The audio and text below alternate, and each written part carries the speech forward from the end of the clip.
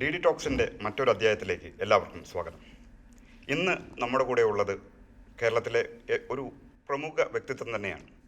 കാരണം വെള്ളിത്തിരയിൽ ഇത്രത്തോളം തിളങ്ങി നിന്ന ഒരു താരം പൊതുജീവിതത്തിൽ അതിനേക്കാളേറെ തിളക്കമാർന്ന ഒരു വ്യക്തിത്വമായി മാറുന്നത് അപൂർവതയുണ്ട്.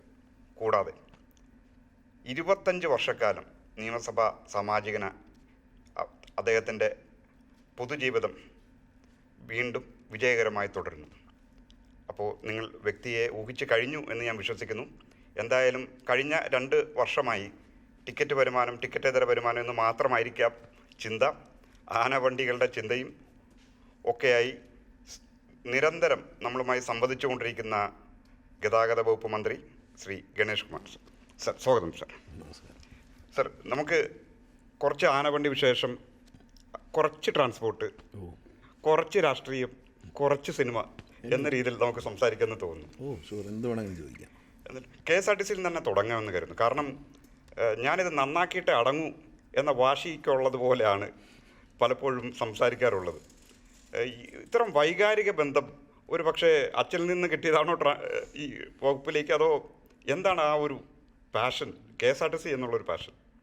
അങ്ങനെയല്ല, ഞാൻ ഏത് ജോലി ചെയ്താലും, അത് സിനിമാഭിനയമാണെങ്കിലും എന്ത് ജോലി ചെയ്താലും, ഒരു ചെടി നടാനുള്ളൊരു കുഴിയെടുത്താൽ പോലും അതൊരു പാഷനോടെ ഞാൻ ചെയ്യത്തുള്ളൂ.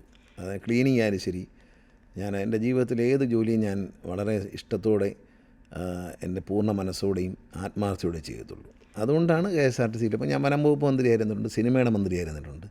അപ്പോഴെല്ലാം അവിടെ എന്നെക്കൊണ്ട് പറ്റുന്ന തരത്തിലുള്ള ഇമ്പ്രൂവ്മെൻറ്റ്സ് കൊണ്ടുവരാൻ വേണ്ടിയിട്ട് ഞാൻ ശ്രമിക്കും. സിനിമയുടെ ചരിത്രം തന്നെ എടുത്താൽ കേരളത്തിലെ സിനിമയ്ക്ക് വേണ്ടി ഞാൻ നൽകിയിട്ടുള്ള സംഭാവന ആരും നൽകിയിട്ടുള്ളതാണ്. കേരളത്തിലാണ് ഇന്ത്യയിൽ എയർ കണ്ടീഷൻ ചെയ്തതല്ലാത്ത തിയേറ്ററില്ല. കേരളത്തിൽ എല്ലാ തിയേറ്ററും എയർ കണ്ടീഷനാണ്. എന്നാൽ തമിഴ്നാട് പോലുള്ള സിനിമയുടെ ഈറ്റില്ലമായിട്ടുള്ള ആന്ധ്രയിലൊക്കെ AC ഇല്ലാത്ത തിയേറ്ററുകൾ ഇന്നുമുണ്ട്. വടക്കേ ഇന്ത്യൻ സംസ്ഥാനങ്ങളുണ്ട്, മഹാരാഷ്ട്രയിലുണ്ട്. പക്ഷേ കേരളത്തിൽ AC ഇല്ലാത്ത തിയേറ്ററില്ല. DTSും ഡോൾബിയും 4Kയും ഒക്കെ ഒന്നും ഇല്ലാത്ത തിയേറ്ററുകളില്ല. അതിൻ്റെ കാരണക്കാരൻ ഞാനാണ്. എൻ്റെ ഒരു ഫൈറ്റാണ്. മന്ത്രിയായിരിക്കുമ്പോൾ സർക്കാരിൻ്റെ തിയേറ്ററുകളെ ഞാനിങ്ങനെ പരിഷ്കരിച്ചുകൊണ്ട് അതിൻ്റെ കളക്ഷൻ കാണിച്ചു കൊടുത്ത്, അതിൻ്റെ വിജയം കാണിച്ചു കൊടുത്തുകൊണ്ട് സ്വകാര്യ തിയേറ്ററുകളെ മുഴുവൻ അതിലേക്ക് മാറ്റി. കാരണം പ്രേക്ഷകൻ തിയേറ്ററിൽ സുരക്ഷിതത്തോടെ ഈ ക്യാമറ, ഇൻസൈഡ് ക്യാമറ വെച്ചു, ഡേ ആൻഡ് നൈറ്റ് ക്യാമറ വെച്ചു. അപ്പോൾ അങ്ങനെ വന്നപ്പോൾ സിനിമാ തിയേറ്ററിൽ സധൈര്യം കുടുംബസമേതം അല്ലെങ്കിൽ സ്ത്രീകൾക്കും കുഞ്ഞുങ്ങൾക്കും ഒറ്റയ്ക്ക് പോയി കാണാം. എല്ലാ സൗകര്യങ്ങളും ഉണ്ട്, നല്ല സുഖമാണ്, കംഫർട്ടബിളാണ്, നല്ല സൗണ്ട്, നല്ല പിക്ചർ, ഇതെല്ലാം ഉണ്ടാക്കി കാണിച്ചു കൊടുത്തത് എൻ്റെ ഒരു പാഷൻ്റെ ഭാഗമാണ്. അത് എന്ത് ജോലി എന്നെ ഏൽപ്പിച്ചാലും ഞാൻ അതിൽ പൂർണ്ണമായും ഇൻവോൾവായി ആത്മാർത്ഥതയോടെ ചെയ്യും. അത്രയേ ഉള്ളൂ. ആ ഒരു ആത്മവിശ്വാസം തന്നെ ആയിരിക്കണം KSRTC പോലൊരു സ്ഥാപനത്തെ രക്ഷപ്പെടുത്താമെന്നുള്ള ഒരു ആത്മവിശ്വാസത്തിന് പിന്നിൽ ഞാൻ കരുതുന്നു. പക്ഷേ ഓരോ മാസവും ധനവകുപ്പിൽ നിന്ന് ഒരു പത്രക്കുറിപ്പ് ഇറങ്ങാറുണ്ട്. ജനുവരി മാസത്തിലെ പത്രക്കുറിപ്പ് ഇങ്ങനെയായിരുന്നു: 93.72 കോടി രൂപ KSRTCക്ക് അനുവദിക്കുന്നു. അതിൽ 73.72 കോടി രൂപ പെൻഷന് മാത്രവും, ബാക്കിയുള്ളതും ഒക്കെയായി. ഏതാണ്ട് ഈ സർക്കാരിൻ്റെ, ഈ രണ്ടാം പിണറായി സർക്കാരിൻ്റെ കീഴിൽ തന്നെ ഇതിനകം 8,000 കോടിയിലേറെ രൂപ, 10,000 കോടി മേളിൽ കൊടുത്തു കഴിഞ്ഞു എന്നാണ് ബാലഗോപാൽ ധനകാര്യ മന്ത്രിയായതിനു ശേഷം തന്നെ കൊടുത്തിട്ടുണ്ട്. കാരണം ഈ ഒരു പൊതുമേഖലാ സ്ഥാപനത്തെ 22,000-ലധികം തൊഴിലാളികളുടെ ജീവിതം നിലനിർത്തണം എന്നുള്ള ഇടതുപക്ഷ ജനാധിപത്യ മുന്നണി സർക്കാരിൻ്റെ പ്രതിജ്ഞാബദ്ധമായ ഒരു ആവശ്യത്തിൻ്റെ പുറത്താണ് ചെയ്തുകൊണ്ടിരുന്നത്. പക്ഷേ ഇതിങ്ങനെ കടലിൽ കായം കലക്കുന്നു എന്ന് പറയുന്നത് പോലെ ഇങ്ങനെ പൊയ്ക്കൊണ്ടിരിക്കുകയായിരുന്നു. ഇപ്പോഴതിൽ റിസൾട്ട് നമ്മൾ ഒപ്പിച്ചു. കാരണം ഈ സഹായങ്ങളില്ലാതെ നമുക്ക് മുന്നോട്ട് പോകാൻ പറ്റത്തില്ലെങ്കിൽ പോലും നമുക്ക് ഈ സഹായവും വാങ്ങിച്ചിട്ട് നഷ്ടം ഇങ്ങനെ വരുത്തിക്കൊണ്ടിരിക്കുകയായിരുന്നു. അത് മാറി. ഇന്ന് ഈ രാജ്യത്ത് പ്രവർത്തന ലാഭത്തിൽ പോകുന്ന, കഴിഞ്ഞ 2-3 മാസമായി പ്രവർത്തന ലാഭത്തിൽ പോകുന്ന ഏക ട്രാൻസ്പോർട്ട് കോർപ്പറേഷൻ KSRTCയാണ്. പക്ഷേ പ്രവർത്തന ലാഭം എന്ന് പറഞ്ഞാലും നമുക്ക് ശമ്പളം കൊടുക്കാൻ ഇല്ല. ശമ്പളമൊന്നും കൊടുക്കാൻ പൂർണ്ണമായി കഴിയില്ല. കാരണം നമ്മൾ 50 കോടി രൂപ ഒരു മാസം ശമ്പളത്തിനായി കേരള സർക്കാർ നൽകുന്നുണ്ട്. പെൻഷൻ മറ്റ് സംസ്ഥാനങ്ങളൊന്നുമില്ല. ശമ്പളം ഇത്രത്തോളം മറ്റ് സംസ്ഥാനങ്ങളിലില്ല. നമ്മുടെ ശമ്പളത്തിൻ്റെ എമൗണ്ട് കൂടുതലാണ്. പിന്നെ നമുക്ക് ജീവനക്കാരുടെ എണ്ണം കൂടുതലാണ് മറ്റ് സംസ്ഥാനങ്ങൾ കമ്പാരിറ്റീവ്ലി. ഇപ്പം കേരളത്തിൽ 5,000-ൽ താഴെ വണ്ടി, 4,800 വണ്ടിയൊക്കെ ഓടുള്ളൂ. 5,000 താഴെ വണ്ടികളെ ഉള്ളൂ ഓടുന്ന കണ്ടീഷനിൽ. എന്നാലും കേരളത്തിൽ ജീവനക്കാരുടെ എണ്ണം 22,000-ന് മേലെ കുറച്ച് കൊണ്ടുവരികയാണ്. പക്ഷേ ആന്ധ്രയിലും കർണാടകത്തിലൊക്കെ 50,000 ബസ്സാണ് ഓടുന്നത്. ഈ 50,000 ബസ് ഓടുന്നിടത്ത് കിട്ടുന്നതിനേക്കാൾ ശരാശരി കളക്ഷനിൽ നമ്മളിപ്പോൾ മുമ്പിലാണ്. അവർക്ക് ഈ 50,000 ബസ് ഓടിയിട്ട് കിട്ടുന്നതിനേക്കാൾ നമുക്ക് 5,000 താഴെ ബസ് ഓടിയിട്ട് പൈസ കിട്ടുന്നുണ്ട്. പ്രതിദിന പ്രതിദിന വരുമാനം. പ്രതിദിന വരുമാനം നമ്മൾ റെക്കോർഡാണ്. ശരി. ഇപ്പോൾ ഈ 11 കോടി 12 കോടി എന്നൊക്കെ പറയുന്നത് റെക്കോർഡാണ്. അവർക്ക് കിട്ടത്തില്ല. അവർ 50,000 വണ്ടിയാണ് ഓടിക്കുന്നത്. അവർക്ക് പ്രൈവറ്റ് ബസ്സിൻ്റെ കോമ്പറ്റീഷൻ ഇല്ല. ഇവിടെ പ്രൈവറ്റ് ബസ്സുണ്ട്. നിലവിൽ പക്ഷേ ചിലരെങ്കിലും ചൂട്ടിയും കാട്ടുന്നുണ്ട്, UP SRTC ലാഭത്തിലാണ്, അല്ലെങ്കിൽ പഞ്ചാബ് അവരുടെ സ്റ്റേറ്റ് ബസ് അവർക്ക് ശമ്പളം കുറവാണ്, അവർക്ക് പെൻഷൻ കൊടുക്കണ്ട, അവർക്ക് പിന്നെ ഇതുപോലെ ടെറൈൻ വ്യത്യാസം വരുമ്പോൾ മൈലേജിൽ വ്യത്യാസം. നമ്മളെ പോലെ മലയും കുന്നും ഒന്നും ഇല്ലാത്ത സ്ഥലമല്ലേ, നല്ല ലെവലായിട്ടുള്ള സ്ഥലമാണ്. ഒരു സ്ഥലത്ത് നിന്ന് വേറെ സ്ഥലത്തേക്ക് വിട്ടാൽ കുറേ നേരം കഴിഞ്ഞ് ഒരു ഗ്രാമം അപ്പോൾ ഗിയർ മാറേണ്ട വണ്ടി മൈലേജൊക്കെ കൂടുതലായിരിക്കും അവർ നമ്മളെക്കാളും. കാരണം വെച്ചാൽ എങ്കിൽ പോലും നമ്മുടെ അത്രയും ഇല്ല പല കാര്യങ്ങളിലും. ഒരു ഏണിങ്സ് പെർ കിലോമീറ്റർ നമ്മളിപ്പോൾ ആർജിക്കുന്നത് 54 രൂപ വരെയാണ്. തൊട്ടടുത്ത സംസ്ഥാനങ്ങളിൽ 48, 47 ഉള്ളൂ. അപ്പോൾ നമ്മുടെ നില എന്ന് പറയുന്നത് വളരെ അത്ഭുതകരമായ ഒരു മുന്നേറ്റം നടത്തി. അപ്പോൾ എവിടെയായിരിക്കും നമ്മൾക്ക് പാളിപ്പോയത്? കാരണം 2001 താങ്കൾ തന്നെ മന്ത്രിയായപ്പോൾ ഒരുപക്ഷെ അന്ന് ശമ്പളവും പെൻഷനും ഒക്കെ KSRTCയുടെ വരുമാനത്തിൽ നിന്ന് കൊടുക്കാവുന്ന സ്ഥിതി ആയിരുന്നു എന്ന് ഞാൻ വിശ്വസിക്കുന്നു. അന്ന് അങ്ങനെയായിരുന്നു. അപ്പോൾ എന്താണ് സംഭവിച്ചത്? 25 വർഷം കൊണ്ട് എന്താണ് സംഭവിച്ചത്? മിസ്മാനേജ്മെൻറ്റ് തന്നെയാണ്. മിസ്മാനേജ്മെൻറ്റാണ്. തൊഴിലാളികളെ നേതാക്കളും സംഘടനകളും പറയുന്ന പോലെ ഓരോ പുതിയ പരിഷ്കാരങ്ങൾ കൊണ്ട് മാറി മാറി വന്ന മാനേജിംഗ് ഡയറക്ടർമാരൊക്കെ വലിയ മിടുക്കന്മാരായിരുന്നു. അവരിൽ പലരും വളരെ നല്ല മിടുക്കം. പക്ഷേ അവർ കൊണ്ടുവന്ന ആശയങ്ങൾ ഇതിനൊരു കുഴപ്പമുണ്ട്. എന്ത് നടപടി എടുത്താലും ഒരു 1 വീക്ക് കഴിയുമ്പോൾ പൊളിയുമായിരുന്നു. അതായത് നമ്മൾ എന്ത് പരിഷ്കാരം കൊണ്ടുവന്നാലും ഒരു 1 വീക്ക് 2 വീക്ക് കഴിയുമ്പോൾ ഇത് മറന്നു പോകും, ഇതങ്ങ് വിടും തൊഴിലാളികൾ. ഇപ്പോൾ അത് സമ്മതിക്കില്ല. ഒരു സസ്റ്റൈനബിലിറ്റി ഉണ്ടായിരുന്നില്ല ഒരു പരിഷ്കാരത്തിനും. അപ്പോൾ ഈ പരിഷ്കാരം നടപ്പിലാക്കുന്ന ഉദ്യോഗസ്ഥൻ നല്ല പരിഷ്കാരമായിരിക്കും, പക്ഷേ ഇത് സസ്റ്റെയിൻ ചെയ്ത് പോകുന്നുണ്ടോ എന്ന് ചിന്തിച്ചില്ല. ചിന്തിക്കാത്തത് കൊണ്ട് ഇത് അട്ടിമറിക്കപ്പെടും. നല്ല പരിഷ്കാരമായിരിക്കും, പരിഷ്കാരത്തിൻ്റെ റിസൾട്ട് കാണുന്നതിന് മുമ്പ് ഇത് അങ്ങ് ഡൈല്യൂട്ട് ചെയ്ത് പോകും. ഇപ്പോൾ അങ്ങനെ സമ്മതിക്കില്ല. ഒരു പരിഷ്കാരം വന്നാൽ അതിൻ്റെ അങ്ങേറ്റം കണ്ടിട്ടേ പിന്മാറും. ഇപ്പോൾ അങ്ങനെ 1-2 പരിഷ്കാരത്തെക്കുറിച്ചൊന്ന് സംസാരിക്കാമെന്ന് തോന്നുന്നു.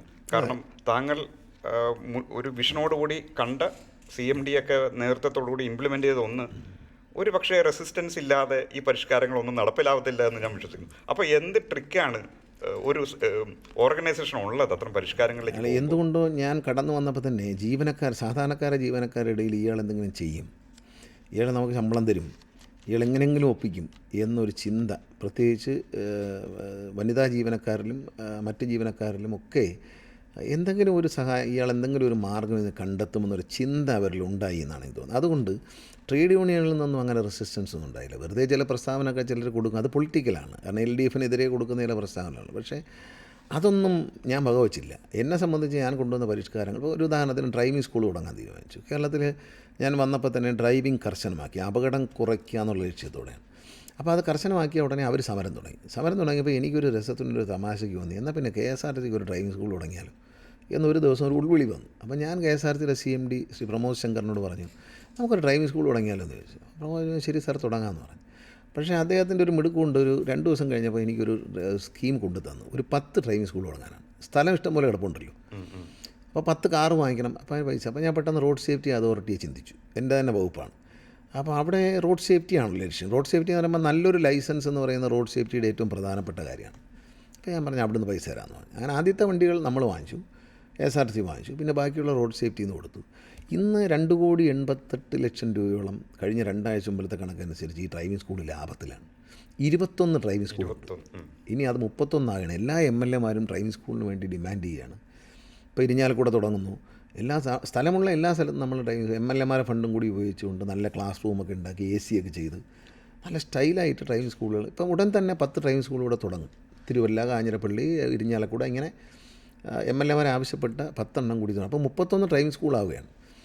പിന്നെ എല്ലാ ടൂറിസം, ഇപ്പം ടൂറിസം പദ്ധതി നേരത്തെ ഉണ്ട്, പക്ഷേ അതിങ്ങനെ ചതഞ്ഞും മുതഞ്ഞും പോവുകയായിരുന്നു. കഴിഞ്ഞ വർഷം 2024 സെപ്റ്റംബർ മാസത്തിലെ കണക്ക്, ഒക്ടോബർ മാസത്തിലെ കണക്കെടുത്താൽ 24 കോടിയായിരുന്നു ബഡ്ജറ്റ് ടൂറിസം വരുമാനം. ഈ വർഷം അതേസമയം 48 കോടിയായി. കാരണം ഇത് നേരെ ഇരട്ടിയായി. അതിനകത്തൊക്കെ ബഡ്ജറ്റ് ടൂറിസത്തിലൊക്കെ അനാവശ്യമായ ഇടപെടലുകൾ അവസാനിപ്പിച്ചു. അപ്പോൾ സോണൽ ഓഫീസ് അങ്ങനെയുള്ള സംഭവമൊന്നുമില്ല. ജില്ലയിലൊരു ഓഫീസർ, അതിൻ്റെ താഴെ കോർഡിനേറ്റർ, അത്രയേ ഉള്ളൂ. അനാവശ്യമായ ആളുകളെയൊക്കെ ഒഴിവാക്കി. അപ്പോൾ അവർക്കൊരു കുറച്ചുകൂടെ ഫ്രീഡം കൊടുത്തു. പിന്നെ പിൽഗ്രിം ടൂറിസം, ക്ഷേത്രങ്ങളെയും പള്ളികളെയും തമ്മിലൊക്കെ ബന്ധിപ്പിച്ചുകൊണ്ടുള്ള ടൂറിസം, അത് വലിയ വിജയമായി മാറി. അപ്പോൾ ആറന്മുള വള്ളസദ്യക്ക് ഏതാണ്ട് 868-ലധികം വണ്ടികൾ കേരളത്തിൻ്റെ വിവിധ ഭാഗങ്ങളിൽ നിന്ന് ബഡ്ജറ്റ് ടൂറിസത്തിൽ തന്നെ ഓടിച്ചിരുന്നു. അപ്പോൾ നമ്മളവിടെ ഒരു ഓഡിറ്റോറിയം എടുത്തു, അവിടെ വള്ളസദ്യ അറേഞ്ച് ചെയ്തു. അപ്പോൾ ഇതിൻ്റെ ഒരു പാക്കേജായിട്ട് വരുന്നവർക്ക് ക്ഷേത്രത്തിൽ തൊഴുത് വള്ളസദ്യ ഉണ്ട്, ഇതെല്ലാം പങ്കെടുത്ത് പോയി ദിവസങ്ങളിലൊക്കെ അങ്ങനെ പാക്കേജുകളുണ്ടാക്കി. 4 അമ്പല ദർശനം, പിറവം നാലമ്പല ദർശനത്തിൽ നമ്മൾ ഏതാണ്ട് 360-ലധികം വണ്ടി ഓടിച്ചു. 400ഓളം വണ്ടി പല സ്ഥലങ്ങളിലായിട്ട് ഈ നാലമ്പലങ്ങളും ദർശിക്കുന്ന ഒരു ഉത്സവത്തിന് വേണ്ടിയിട്ട് നമ്മൾ ഉപയോഗിച്ചു. അങ്ങനെ പല സ്ഥലത്തേക്കും നമ്മൾ ഇത് നടത്തിയിട്ടാണ് ഇതിൻ്റെ ഇമ്പ്രൂവ്. അതായത് ഇതിനെ ഒരു കച്ചവടമായി കണ്ടുകൊണ്ടാണ്. പക്ഷേ അതിൻ്റെ ഭാഗമായി അവർക്ക് കൃത്യമായി ശമ്പളം കൊടുക്കാൻ കഴിഞ്ഞു. അതിൽ മുഖ്യമന്ത്രിയുടെ വലിയൊരു ഇടപെടലുണ്ട്, ധനകാര്യമന്ത്രിയുടെ ഒരു സഹായമുണ്ട്. അങ്ങനെ ഞങ്ങളൊരു പ്ലാൻ, മുഖ്യമന്ത്രി തന്നെ എന്നോട് മന്ത്രിയായിട്ട് വന്നപ്പം ഇവർക്ക് 1-ാം തീയതി ഒരുമിച്ച് ശമ്പളം കൊടുക്കാനുള്ള ഒരു പ്ലാൻ തയ്യാറാക്കണമെന്ന് പറഞ്ഞു. അങ്ങനെ ഞാൻ കടം കിട്ടില്ല. ഞാൻ വരുന്ന സമയത്ത് KSRTC റിസർവ് ബാങ്കിൻ്റെ D കാറ്റഗറിയിലാണ്. D കാറ്റഗറി ഡിഫോൾട്ട് കാറ്റഗറിയാണ്. ഒരു പൈസയും കടം തരില്ല. KSRTC കടം തന്ന സ്ഥാപനം KTDUC ആയിരുന്നു. അത് ഏതാണ്ട് വൈൻഡപ്പ് ചെയ്യുന്ന ഒരു സ്ഥിതിയിലായിരുന്നു. അതിന് റിസർവ് ബാങ്ക് തടഞ്ഞു. ഈ രാമകൃഷ്ണ മിഷൻ അടക്കം പല സൊസൈറ്റികളുടെയും ഒരുപാട് സീനിയർ സിറ്റിസൻ്റെയും പണം അവിടെ പെട്ടുപോയി. മെച്യൂരിറ്റി ആയിട്ടും പൈസ കൊടുക്കാൻ പറ്റാതായി. അതിനെ വളരെ തന്ത്രപരമായി ആലോചിച്ച് മുഖ്യമന്ത്രിയുടെ ഒരു ഹെൽപ്പ് അക്കാര്യത്തിൽ ഭയങ്കരമായിട്ടുണ്ടായി.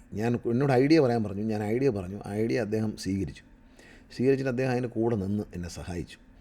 എൻ്റെ ഐഡിയ നല്ലതാണെന്ന് അദ്ദേഹത്തിന് തോന്നി. ഞാൻ കൊടുത്തൊരു ഐഡിയയാണ്. ആ ഐഡിയയിൽ ഈ സാധനം D കാറ്റഗറിയിൽ നിന്ന് C കാറ്റഗറിയിലേക്ക് വന്നു. ഇപ്പോൾ KSRTC B കാറ്റഗറിയിലാണ്. എവിടെ ചോദിച്ചാലും ലോൺ കിട്ടും.